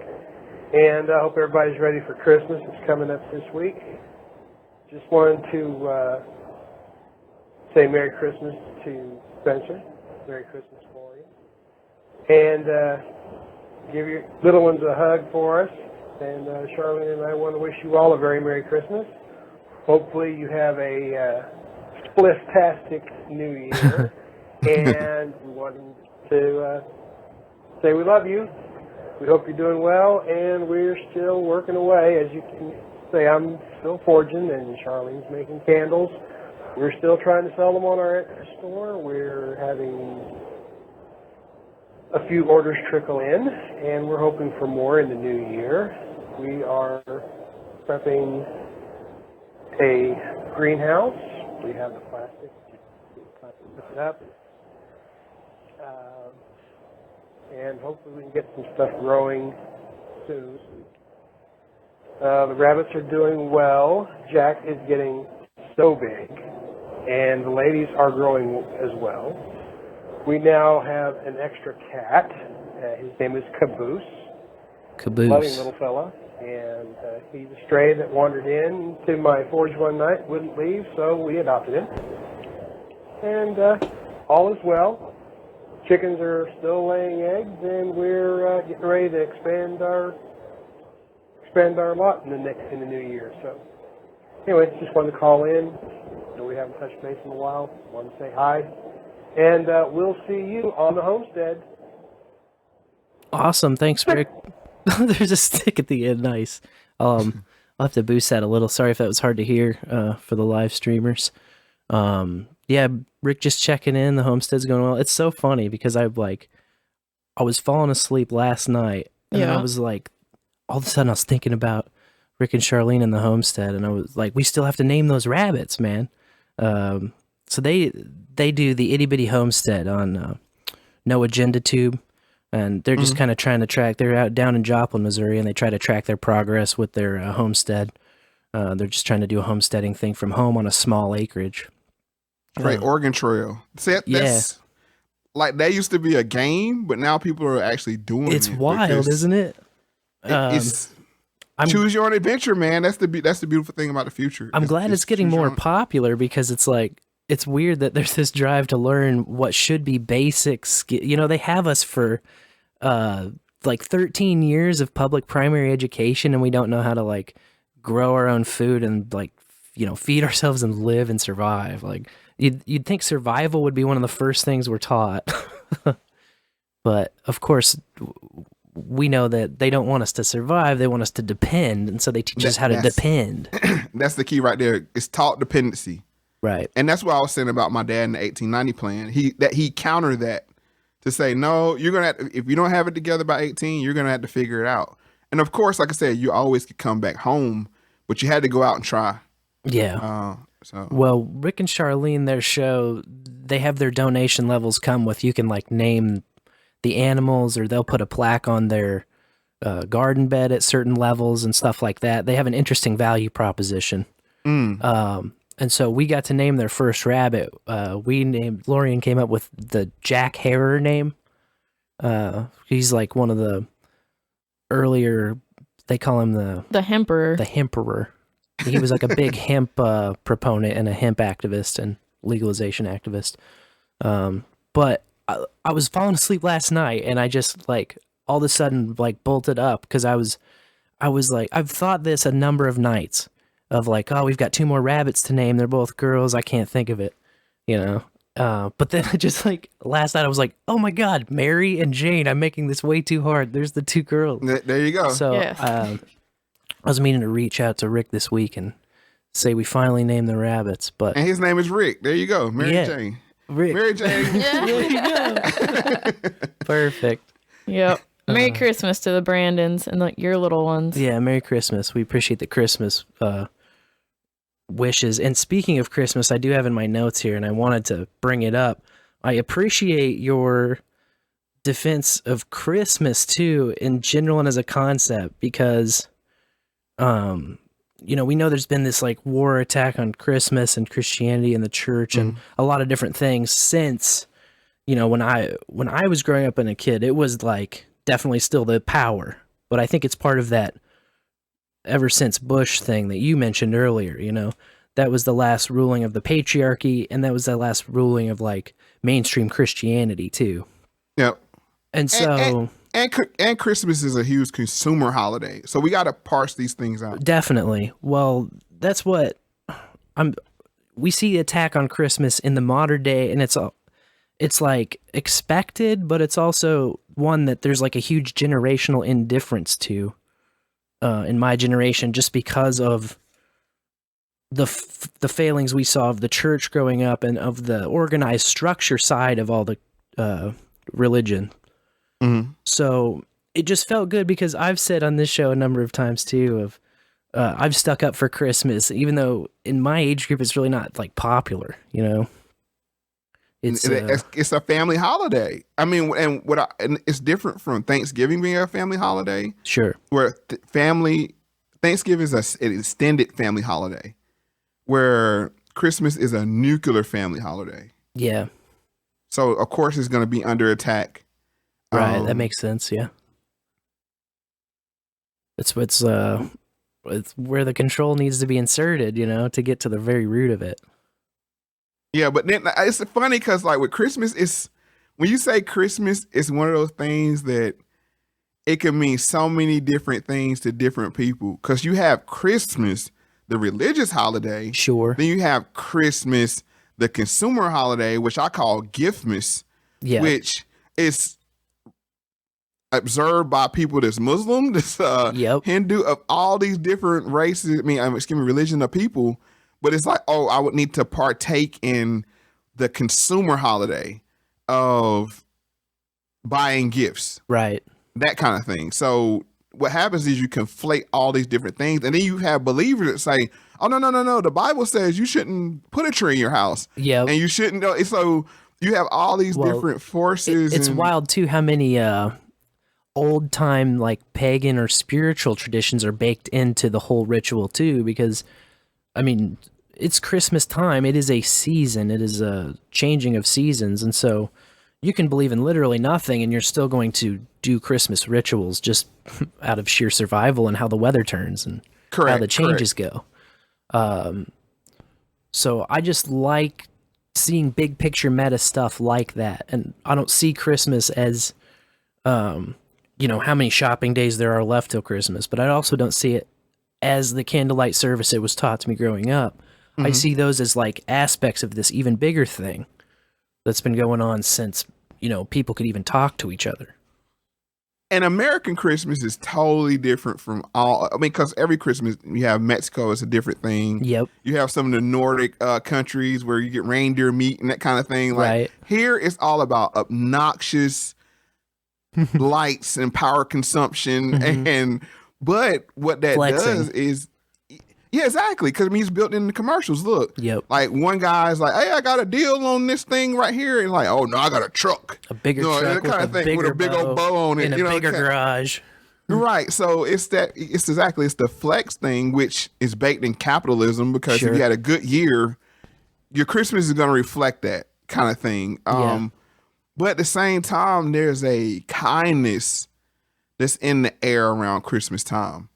Like, and that's the beauty of it. Like, no matter what you believe, around Christmas time, it's what they call the holiday spirit. You got to be careful with that. But goodwill. People are like, "Oh no, you go ahead, go at the mall." Like, no, go ahead. Yeah, turn out in front of me. You know, I'm feeling kind of good. Turn up the Ben Crosby or the Donny Hathaway. You know what I'm saying? That kind of thing. And just like you're feeling good. So how can you hate that when people are collectively happier? And just like loving, I don't think people can deny that. But at the same time, it is a big stunt fest. Yeah, no doubt. it's a humongous stunt fest. So, and it really, this season keeps most businesses afloat. So we had to thank Christmas for a lot of our jobs because, you go out and buy things that you normally wouldn't buy, and that keeps the economy going. I was interested because I remember a few Moe Factz ago, might have been 2 ago, that you had talked about how big it is, you know, how big Christmas is, and they're not going to take Christmas, and talking about Mama Factz and how she does Christmas. I was interested to get like a post-mortem of Black Friday if you had one, of how was it what you expected or... What they did was this. They basically canceled Black Friday or pushed it up or made it earlier or, you know, this kind of thing where they spread it out. Yep. Where you didn't have this... Because no, we didn't have this... I don't remember seeing a stampede this year crushing anybody. No stories about it. In the ritual sacrifice of corporate Christmas. You at least get like a few great posts on like r/public freakout or something every Black Friday. But yeah, you're right. This wasn't there this year, and even Lori and I noticed it. It was funny because we were starting to notice it, and then you brought it up on Moe Factz, and I was just like, "Whoa, it's really a deal." I think our Walmart did a Black Friday deals like all month or something. You know? In November. It was all month it was going on, so it was like always Black Friday all year. So there was no need to rush or be there at a certain time. And I think a lot of stores didn't even open up that Thursday night either. Because, you know, normally they had started pushing to where they would open up on Thanksgiving night. Right. Yeah. I think a lot of stores said, no, you want you to be home with your family. It's like, yeah, that's true. But also, you can't afford to have this run on the stores. Right. And then you wake up Saturday after Black Friday and the stores are bare. So I did some research on that, and I saw a lot of canceling of Black Fridays, or like you said, making the whole month of November basically the Black Friday deals. Yep. But you didn't have those huge draws like where you had like 30 TVs that were like kind of like $200. First 20 in the door, get this. Right. You didn't see that this year. So Right. I think they kind of just kind of spread it out so it wasn't detectable, but it was definitely a change in the normal Black Friday. Well, what we noticed on TV specifically, because the TV's on when we're up at my pop's, and we noticed there were only 2 Black Friday commercials during that weekend that we that we saw, at least, that got served to us. And neither were for physical products. One was Expedia telling you should get a plane ticket right now, because that's a great deal. But they had a Black Friday deal and commercial. And then the other was like, I think an online retailer like Amazon or somebody like that, where it was like, oh, order your crap online for Black Friday, which usually they wait for the Cyber Monday, but they had like Black Friday languages and wording. And like, nobody was selling, like you said, TVs, no physical goods, no like, come on in to the storefront and pick this item up. It just was like, didn't happen this year at all. Because I don't think they had the inventory to support it. And then if you ordered on Cyber Monday and you didn't get it to the following Monday, you wouldn't really trip about that. Exactly. Like you can track your order and watch when it's going to come. And right. Yeah. So, yeah, they definitely play some tricks with this Black Friday to mask the supply chain issues that we have. But at the same time, I will say this. My mom, she works she works for her ministry, and they like got Christmas for over like 100 kids. Half of them were living in hotels. So yeah, I mean it's this poverty thing is real, and I don't think really with people and all these smash and grabs, like they didn't tie that into Christmas. You notice that they did this weird thing where we've seen smash and grabs like spike up during this time of season, but they didn't tie it in with Christmas. I didn't even think about it actually until you just brought it up. Hey, people got to have their Christmas. Christmas it's a phenomenon. It's an unstoppable force. You can be pro or anti-Christmas, but Christmas just shrugs and trudges on. It's like it's the rotation of the earth, like, and it's the stunt. I mean, like people. Are gonna make sure their kids have Christmas. People will because climb mountains and move cars for the stunt. It's the one time a year where non-rich people can feel rich. Yeah.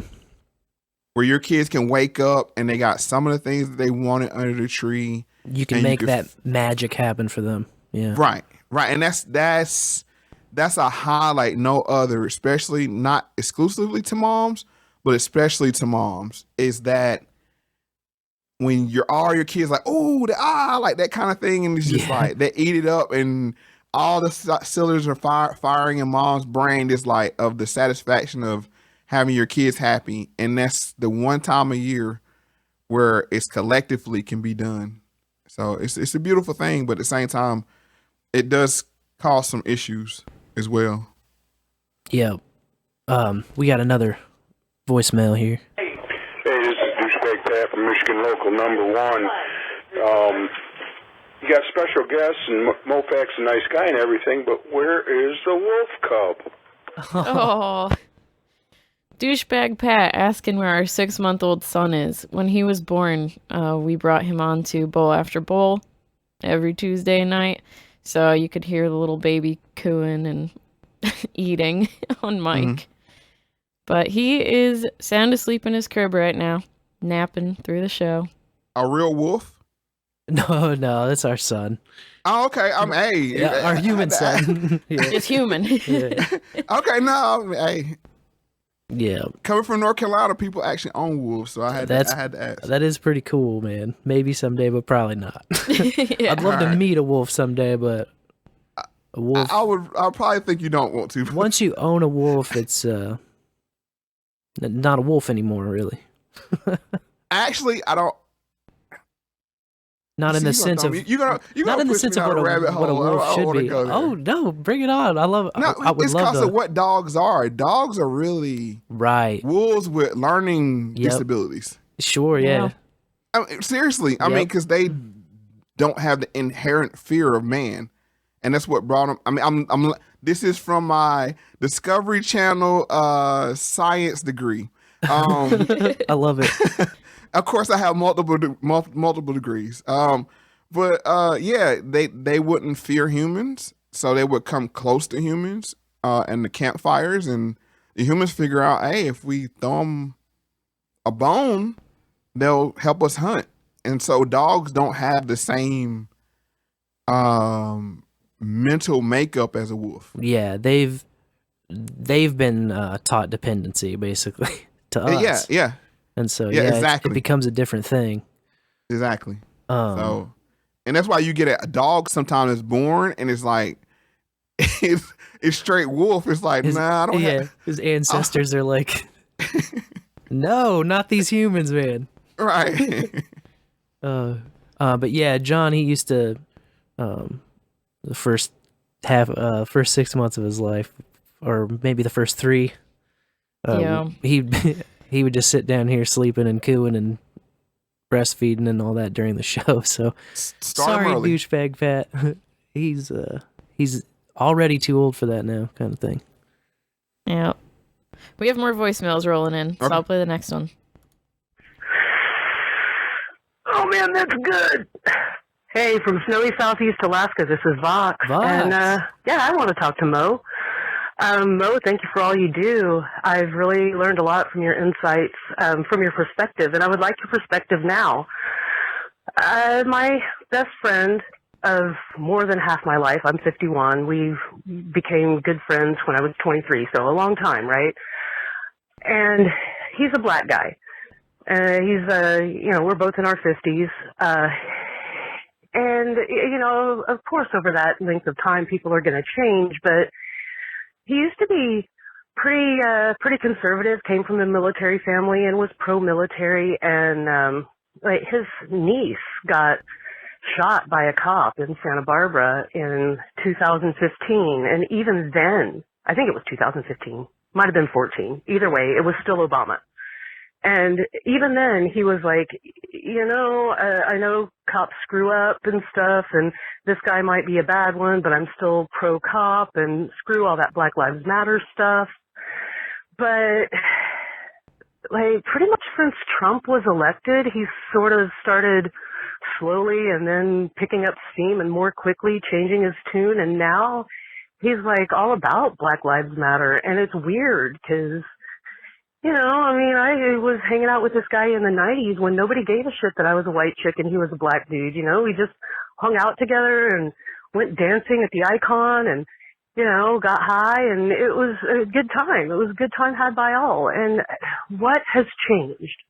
What has changed? What can you tell me about my best friend that could add perspective? Thank you. This is Vox. I'm out. Thanks, Fox.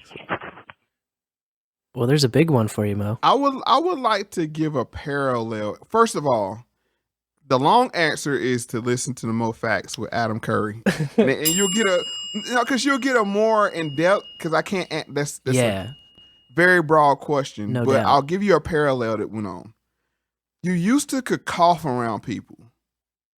Mm-hmm. You used to could go to work with a little sniffles. What changed that? Yeah, this whole scandemic. You see what I'm saying? So exactly, yeah. They could take anything and weaponize it. Yep. It used to be, you used to would be called into work. Like, oh, you only got some sniffles? Man, you better suck it up and get in here, kind of thing. But now go to work with your nose running. And they're going to they're going to try to stick thermometers everywhere they can. Right. And, I'm saying, and COVID test you to death. And you say, okay, what changed and how fast it changed? It's fear. And that's what I'm saying about spells and mind control, that they take information and weaponize it to manipulate people to control the way they think, which is i.e. a spell. And this is how witchcraft works. And unfortunately, when you combine what happened with Black Lives Matter and that kind of thing with the pandemic of being isolated and people watching news 24/7 and being isolated in their homes, some people, succumb to the witchcraft. Yeah. So hopefully that answers your question, but just take another parallel and look at that, how what was socially acceptable a few years ago is looked at as you're trying to kill people. Yeah. You know, That's It's like interesting. Of literally- like you point out, why can't you cough around anybody anymore? And we have like a pretty tight time frame of like when that happened 2 years ago. You know, Mhm. and I thought it was interesting. Vox specifically mentioned like the since Trump got elected thing. I think you think you might have your answer in your own question there, where you're saying like, well, this was around the time it happened, and you can probably kind of pinpoint what around that time. With the rise of Trump, there was also a rise and a renewed opportunity for Race Inc. and for Black Lives Matter Inc. Like you're talking about. They kind of had an opportunity that, you know, a lot of their opportunity is taken away when you have a black president too, you know, like. And it's so bad to the point when you bring up Trump, and I know people just got triggered just by hearing that name, Yeah. that you have to use things like Orange Man or I use 45 Savage. Right. To what it is it's a de-escalator of the Sure, trigger. yeah.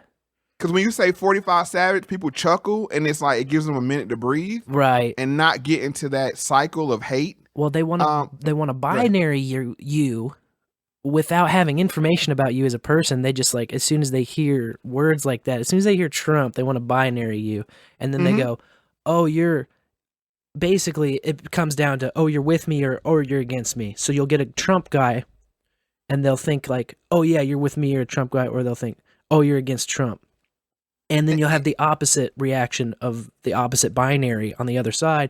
And really all four of those squares are wrong where we fall in, you know, like. And the proof of this is you could take something that Trump did, aka 45 Savage, did, and Biden does the same thing, and the same person will have a different reaction. Yep. Just like with the banning of the flights from Africa or whatever. Oh, that's fine when Biden did it. And it's like, what? So that lets you know that people are not thinking rationally. So this is why we push on the show, and we actually call it the vaccine, is empathetic listening. Sure. You have to listen to people empathetically and not have an agenda for listening to them. Just listen to hear them. And then you can say, okay, well, that's a trigger point. Let me avoid that. Let me, find a way in so I can be understood, because that's the goal, right? A lot of times people want to be right. When we should seek to be understood, not to be right. Yeah. That's an important distinction too, for sure. And that's what I'm glad about this whole community, man. Whether it's the meetups or the shows or No Agenda itself twice a week, like just a bunch of people coming together and trying to shed all of this propaganda arm, trying to shed all of the illusions, and also trying to admit, hey, like we don't have all the answers either, but we know how to look for them.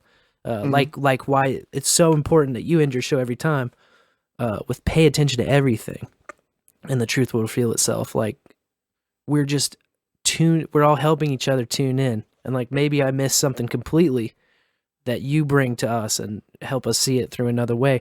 Like, dude, your George Floyd thing crushed me, and the humanization you did, and it's not a pick a side thing, and it's not a deconstruction thing so much as it is a, hey, here's another human that we all totally like talk about every day and didn't even look at as a human.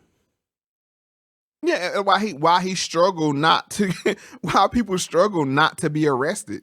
Right. If you have an opioid addiction, the last thing you're trying to do is go through the 7 days of hell of detox. Correct. Yeah. So that means if it's running, struggling, crying, begging, you go through all those phases. It's just like, just don't make me go be sick. Yeah, it's a fate worse than death in a lot of situations, man. Right. So if you understand from that standpoint of it, then you can say, oh, I can see why people run from the police. Right. Yep. Now some people are just a-holes and run from the police too. Yeah. Because they don't want to be caught. But you talking about with people with chemical dependencies? Yeah, especially the opiates, man. Right. That's very that's a very harsh sickness that people will do anything to avoid. Yeah. No, I never even, like, it's funny because even people will talk about the fentanyl, but even me coming from the background I did, and this is why I was almost embarrassed listening to the show, having that frame of view for the first time, I'm like, dude, I've known George Floyd's in my own fucking life, and I didn't see the addict. I just saw the pawn that they were using, you know? Because both sides weaponized him, right? It was Yeah, one heavily, side, yep. he's this gentle giant that never did anything, and then which is not true, and that's binary. Right. And then the other side was that he was this raging lunatic that needed to be taken down. Right. You know, and it was like, okay, well, that's not it either. So the answer's somewhere in the middle, and this is where people want to start using their heads, and like it's not a binary answer to these situations. It's a shade of gray somewhere in the middle. And if you come in with that kind of thinking, then you at least be able to reach somebody to the point to say, you know what, I see where you're coming from, but I don't look at that way. So at least you understand where I'm coming from and what I'm basing my opinion on. But if I just like, hey, if you don't believe what I believe, screw you. That's I don't think people understand how dangerous we are right now. Yeah. With this binary thinking to it be the point where, I mean, hell, people are saying now, let people starve. You don't want the jab? Starve. Uh-huh. It's like, huh? Yeah, it's crazy. Or crazy, don't have a job. You know, don't want to take the jab, don't have a job.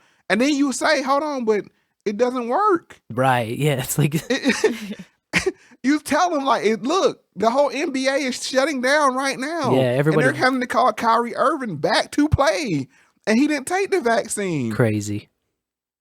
Yeah. But people, they're so stuck in their spell, and God bless them. Right. And that has to be a terrible way to be, not to be able to empathize and humanize people. Yeah, I agree. And what now?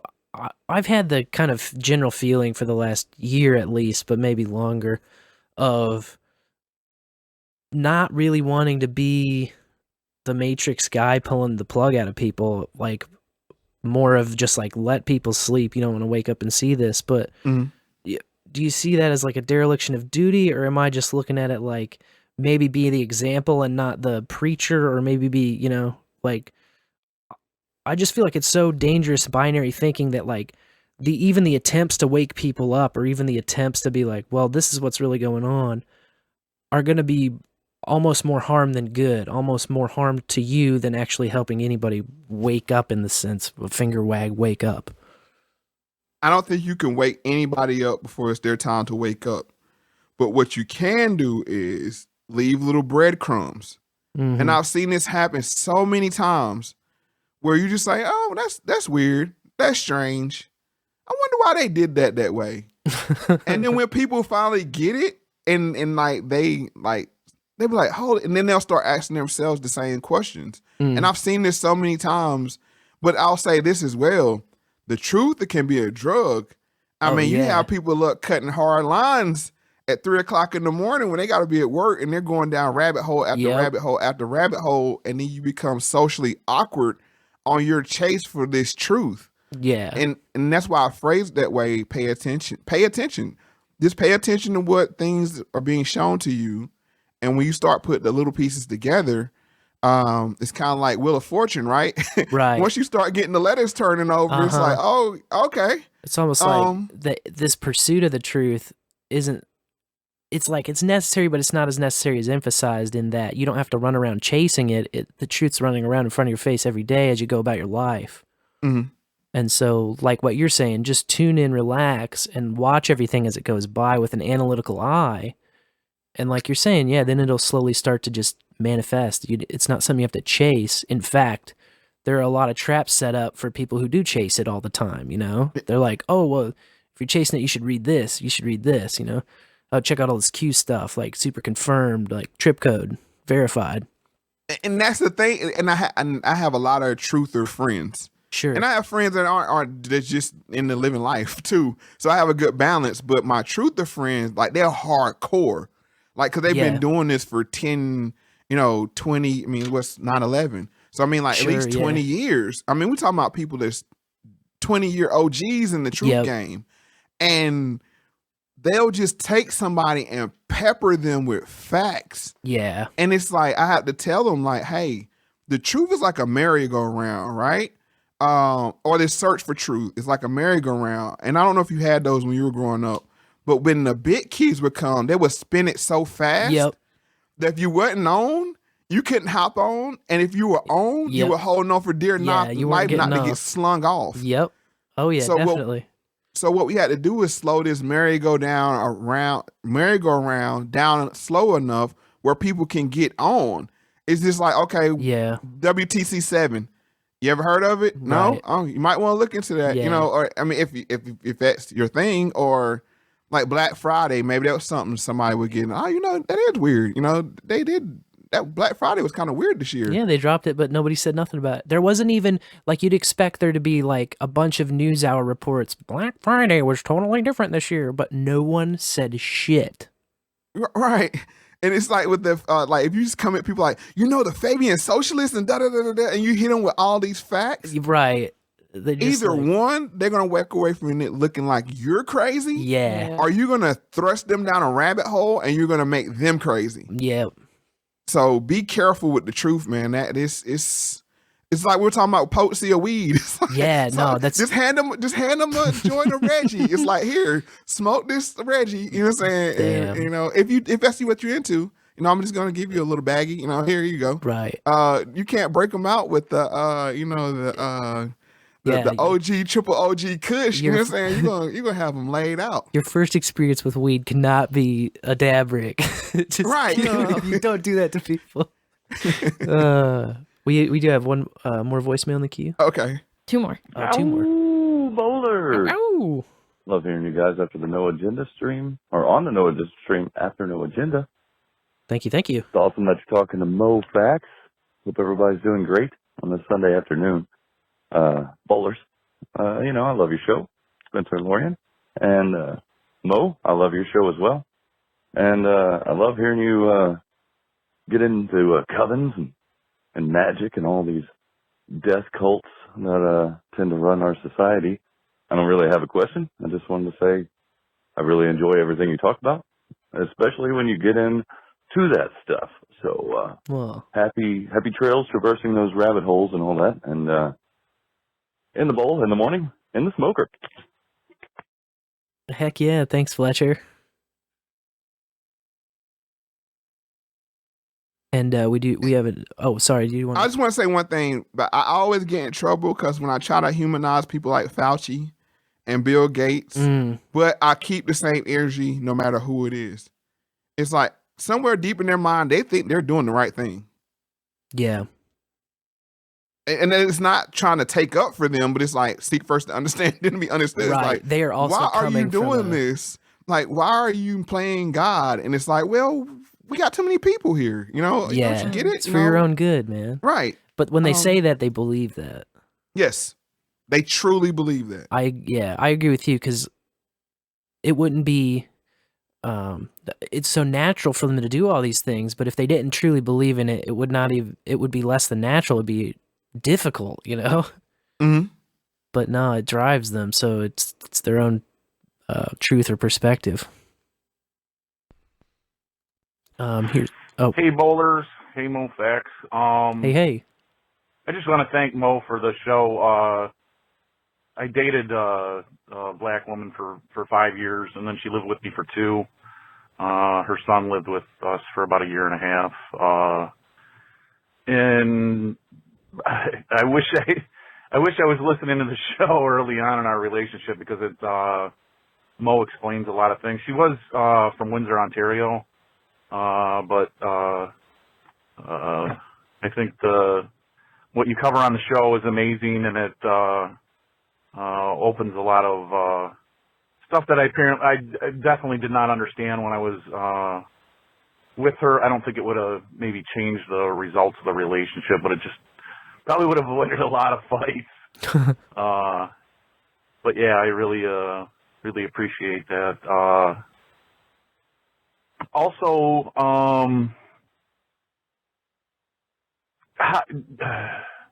do you think at this point that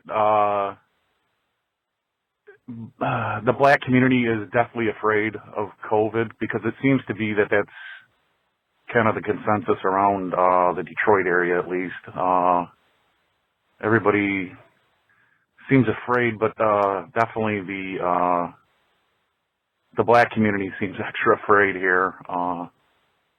And I feel I understand their vaccine hesitancy, and I can understand a lot of why they believe the things that they believe, but it just seems kind of odd that that group seems to be much more scared than the rest of the community at large around here. So, in the bowl.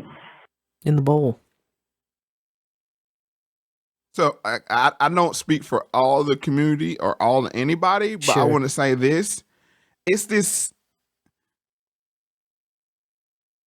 We have to understand two things. One, something's killing the hell out of a lot of people. Mm-hmm. And I'm talking pre-vaccine. As far as what it is, I don't know. Is it just the flu and they're labeling it COVID? You know what I'm saying? That kind of thing. Right. But it's killing people. So you can't convince somebody who's lost a loved one that's close to them and they're told it's COVID, that it's not killing people. Yep. So that's one thing we have to be careful of when people say, oh, it's a hoax, it's this, that. Something's killing people. Yeah. Now, what it is, I'll say this. It's one of those things that a lot of people already had one foot on the banana peel. Right. Due to cheap food that's high in salt, sugar. To be honest with you, fast food and junk food is the number one drug by far. Yeah, no doubt. By far. So you have these people that suffer from this acceptable drug war or war on people through this drug called salt and sugar. And then they're hit with this COVID thing or whatever you want to call it. And then they go to the hospital and then they're put on ventilators and they're not given treatment that could help them until, you know, they're the worst off.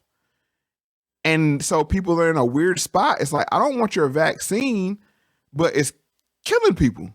Right. But I don't want your vaccine, but it's killing people.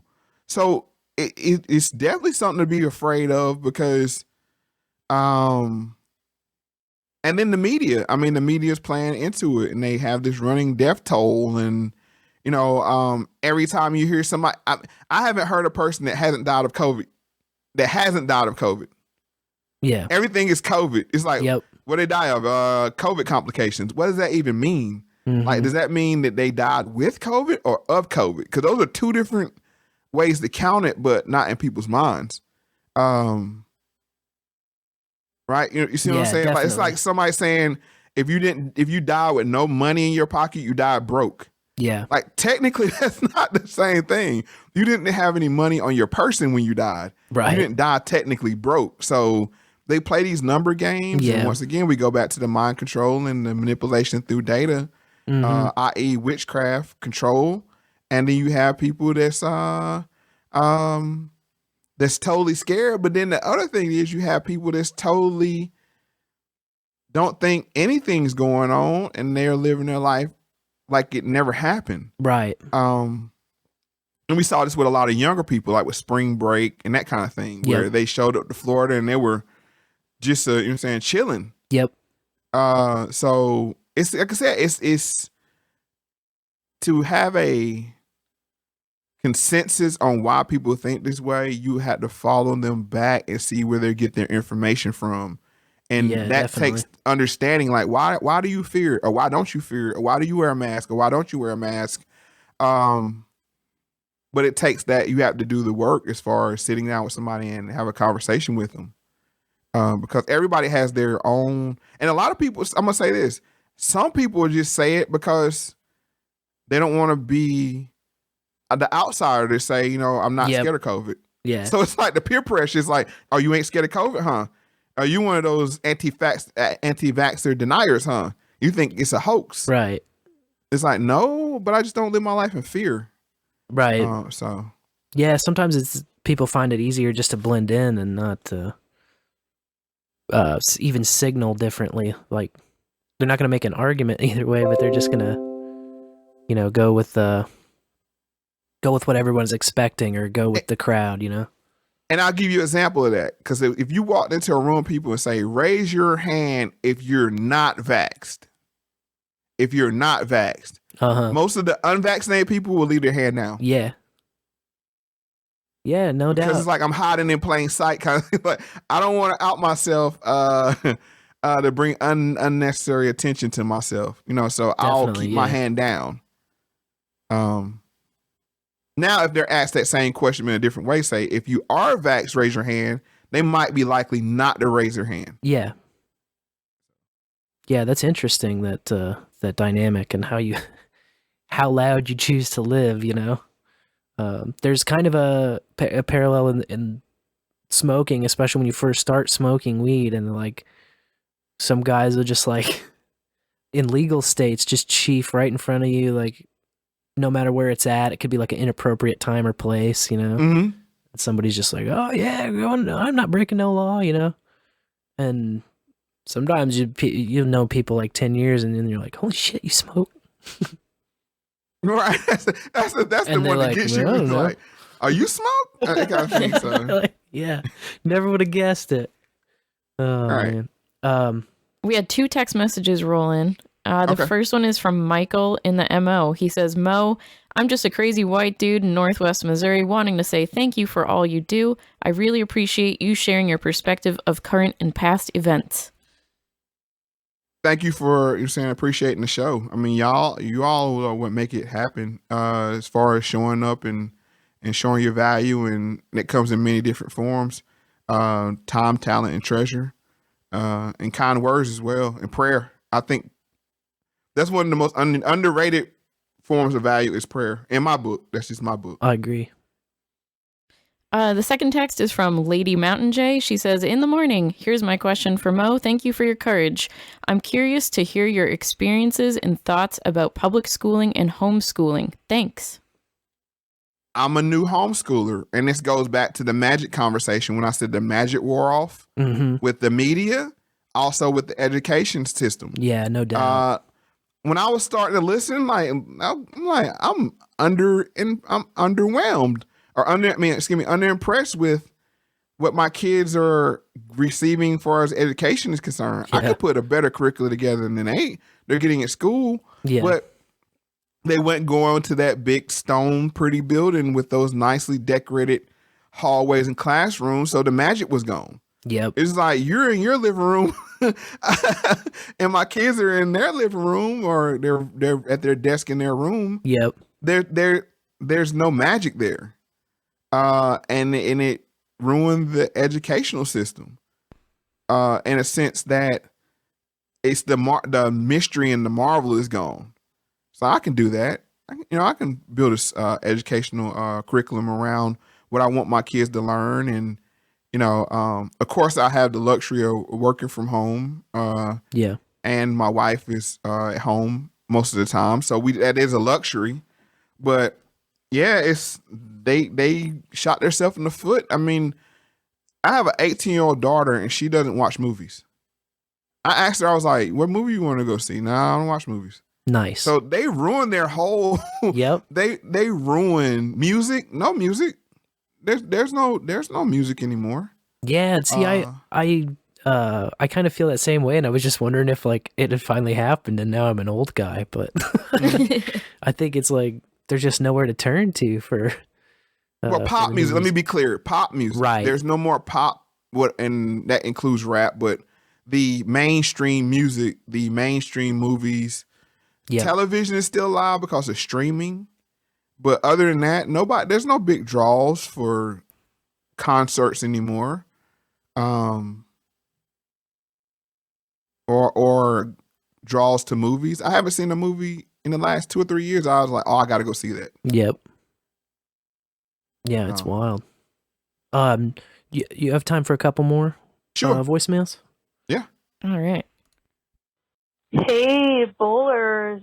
Hey. I have a question for Moe Factz, and I also just wanted to say I really enjoy Moe Factz with Adam Curry, and I enjoy your lives on YouTube with YungGrump. Always enjoy that. I have a question about when you go into a deep dive on an artist, like like an actor or like your favorite musical group or singer, do you ever find that you don't like them after because of what you found? All right. Later, everybody. This is Carolyn. Later, Carolyn. First of all, I appreciate you listening to the lives and the podcast. And that's the beautiful thing about it.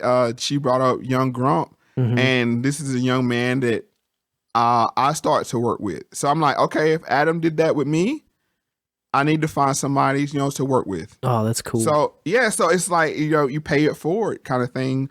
But, I mean, it's not just out of the sense of just charity. It's out of, here's a talented person that just needs a nudge, right? Yeah. So, it's the same thing. So I'm glad that she appreciates his work as well. But do I get disenchanted with people when I do a deep dive on them? Now, it depends. If they believe in some wonky stuff that may be esoteric or that kind of thing that doesn't line with me, that really doesn't bother me that much. But if it's in harming people or it's nefarious things that are harmful to the collective, yes. And that was like one of the first rabbit holes that I went down with Jay-Z. I was a huge Jay-Z fan. I'm talking 96 Reasonable Doubt. I was one of the first people that bought that CD. Wow. A lot of people got on Jay-Z when Hard Knock Life came out, but I was there in 96.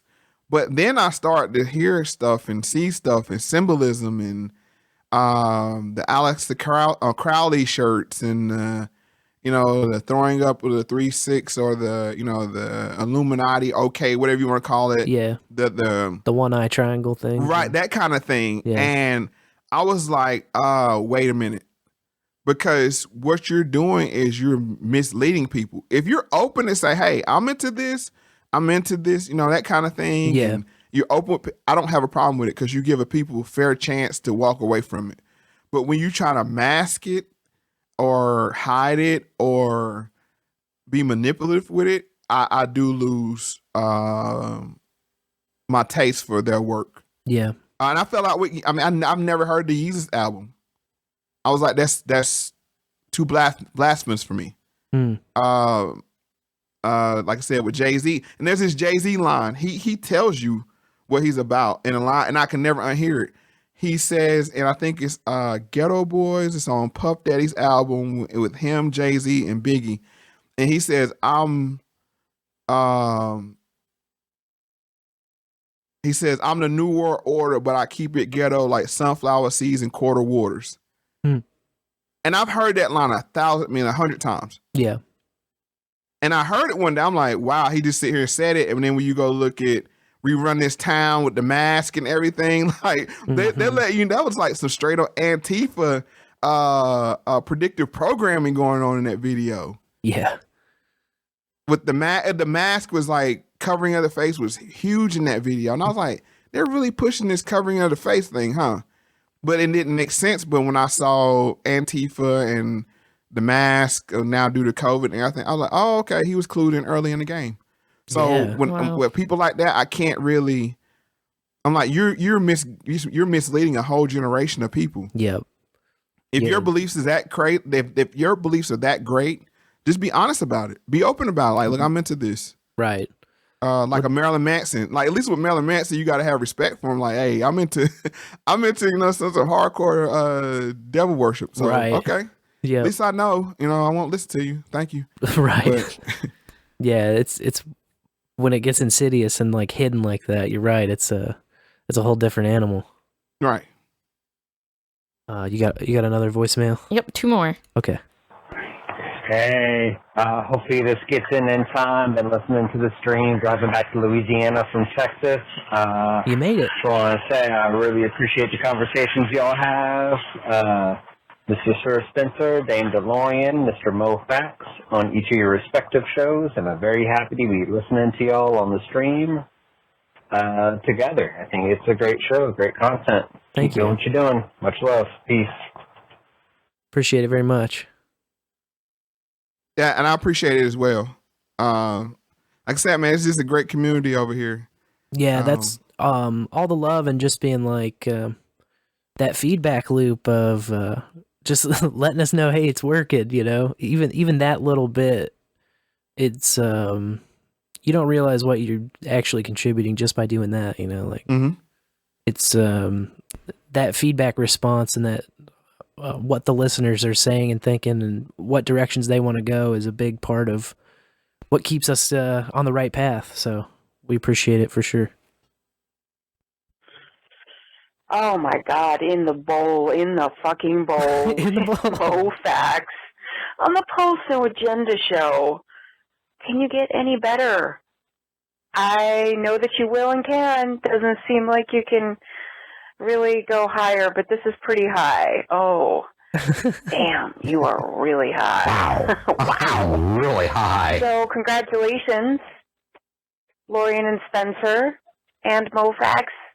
A beautiful trifecta, I must say. An absolutely magical trifecta. You know I was going to say that. A magical 3 for show, faux show. So I'm so proud of you guys. I love hearing you together, and just everything that you're discussing just hits right on the head. It's right on target, on the pulse, and it's what we need to hear. It's what we need to think about and discuss, and I really appreciate it. It matters so much that we really focus on it, focus on seeing through the veil and going beyond that. How much further can we go? There's no limit, really. I have a question, Mo, and I have a question for you. And forgive me if you've discussed this on any of your episodes, and I haven't heard it. I wondered, how young were you, or do you remember how young you were when you really first started seeing through the code, the matrix, the veil yourself, and when you first really started seeing the bullshit and questioning the government, questioning authority, and started, even reading about it at some point. But do you remember when you first had those thoughts and continuously questioned and never stopped since then? Was it another question is, was it one event? Was it something you heard or read, or just something that you felt and really intuited for yourself? Yes, thank you. Hopefully that's not too much. Thank you very much. Oh, it's wonderful hearing you guys. You just keep, giving your all, and I really love you. Thank you. I really appreciate you. Yeah, we love you, Quirkus. In the bowl. Yeah, what was Baby Moe's first red pill, I guess? the first red pill I had, and this is going to be funny, I had to be about 7-8 years old. Nice. And there was this special, I remember if it was on HBO or PBS, but it was How Commercials Are Made. Ooh. And the one that really stuck out to me, it was aimed at children, and it was cereal. And that fact that they put glue in cereal instead of milk. Whoa, yeah. So it doesn't get the cereal soggy.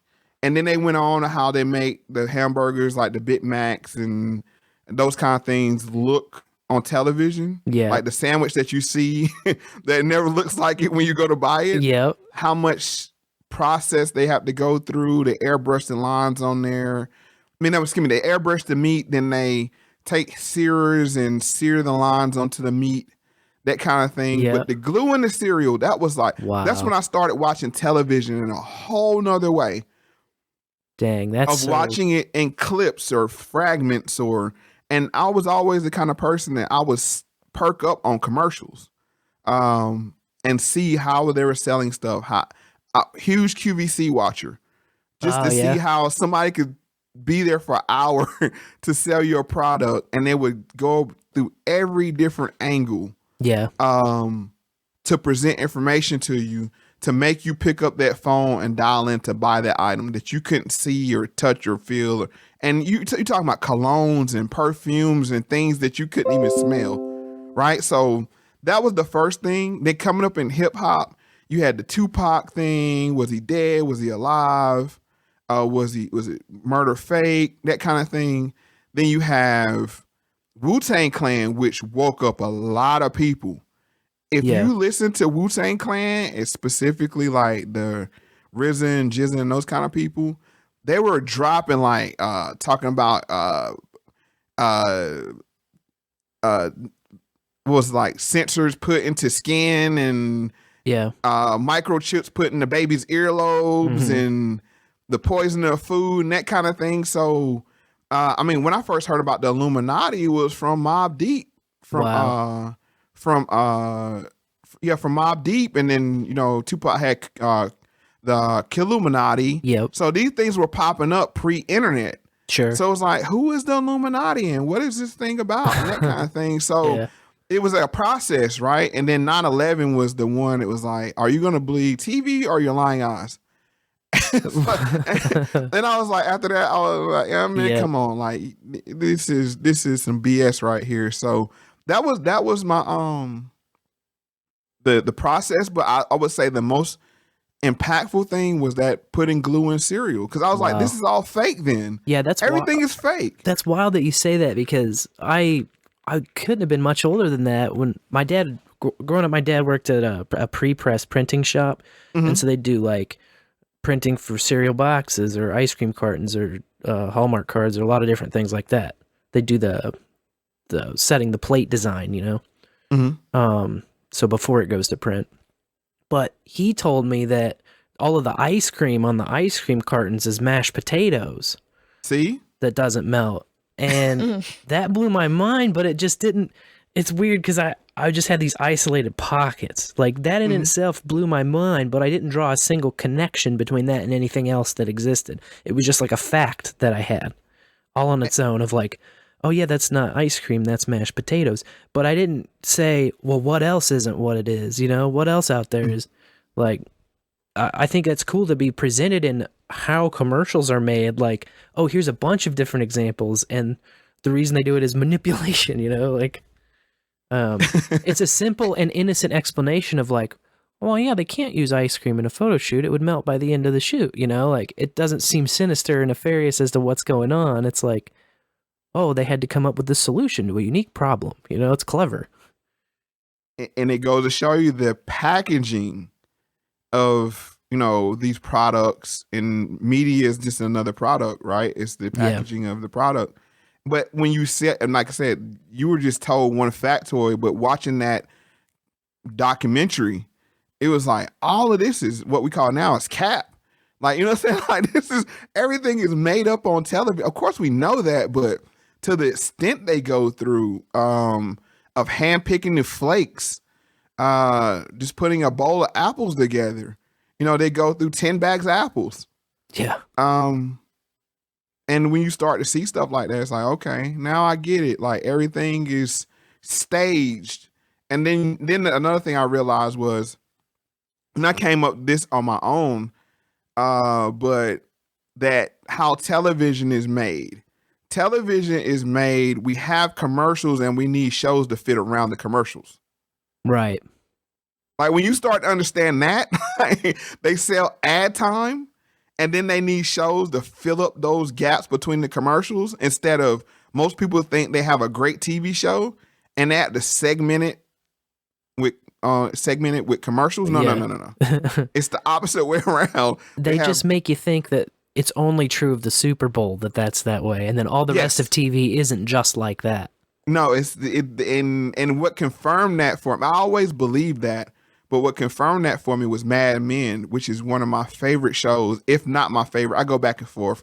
between 2 or 3 shows, but you know, the storylines are even written around the products. Wow. And then you have product placement and all those kind of things. So yeah, I mean, once you realize television is one big magic show, right? Then that neutralizes their number one source of manipulation. Yeah. Well, man, like when I started listening to No Agenda, I had just started listening to podcasts, and then only 3 or 4 of those, and you start hearing the memes that have already been deconstructed, and then you hear them on other podcasts, and it's like, oh damn, you just made all of that unlistenable. You just broke the spell. Like, like I can't even take this serious now. I'd probably drop like 5 podcasts when I started listening to No Agenda, just because it was like, oh shit. And let me give you the little factoid of how I got to the television, how it was made. Chuck Woolery, when he would say, "Be back in 2 and 2." I'm like, how do you know it's going to be 2 minutes of commercials? You know, that kind of thing. Like, because when you're looking at television, you're thinking like, oh, we got to stop to pay the bills kind of thing. No. The bills are already paid. It's just Right, like, we need to entertain you until we can show you another commercial. And now a brief message from our sponsors. Right. Pfizer. Oh man. Well, Pfizer luckily does not sponsor this show or your show or any of the shows in our realm, which is great. The value for value method really is the truth and the way forward. Well, Mo, I could sit here and talk to you until midnight easily, but we do want to be respectful of your and everyone's time, and just thank you again so much for hanging out with us, and we'll have to have you back in the bowl soon, man. It was a really great time, and I appreciate it. I appreciate it as well, and thank you for being a huge distraction from me getting walled in my fantasy football and ending my season. So I appreciate you for the distraction. Yeah, absolutely, man. Sorry about your fantasy. Oh man, but yeah, happy to be a distraction, dude. All right, thank you very much. I really enjoyed it, and I hope to come back soon. Oh yeah, definitely. We'll be in touch. All right, have a good one. Take care, and thank you, bowlers out there and No Agenda Nation, for tuning in. I've been Dame DeLorean. I've been Sir Spencer. And until Tuesday, may your bowls burn ever brighter.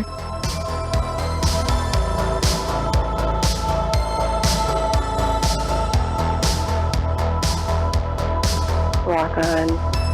Smoke on. Mwah. It is on, folks. It is on. It is on. All cash, baby.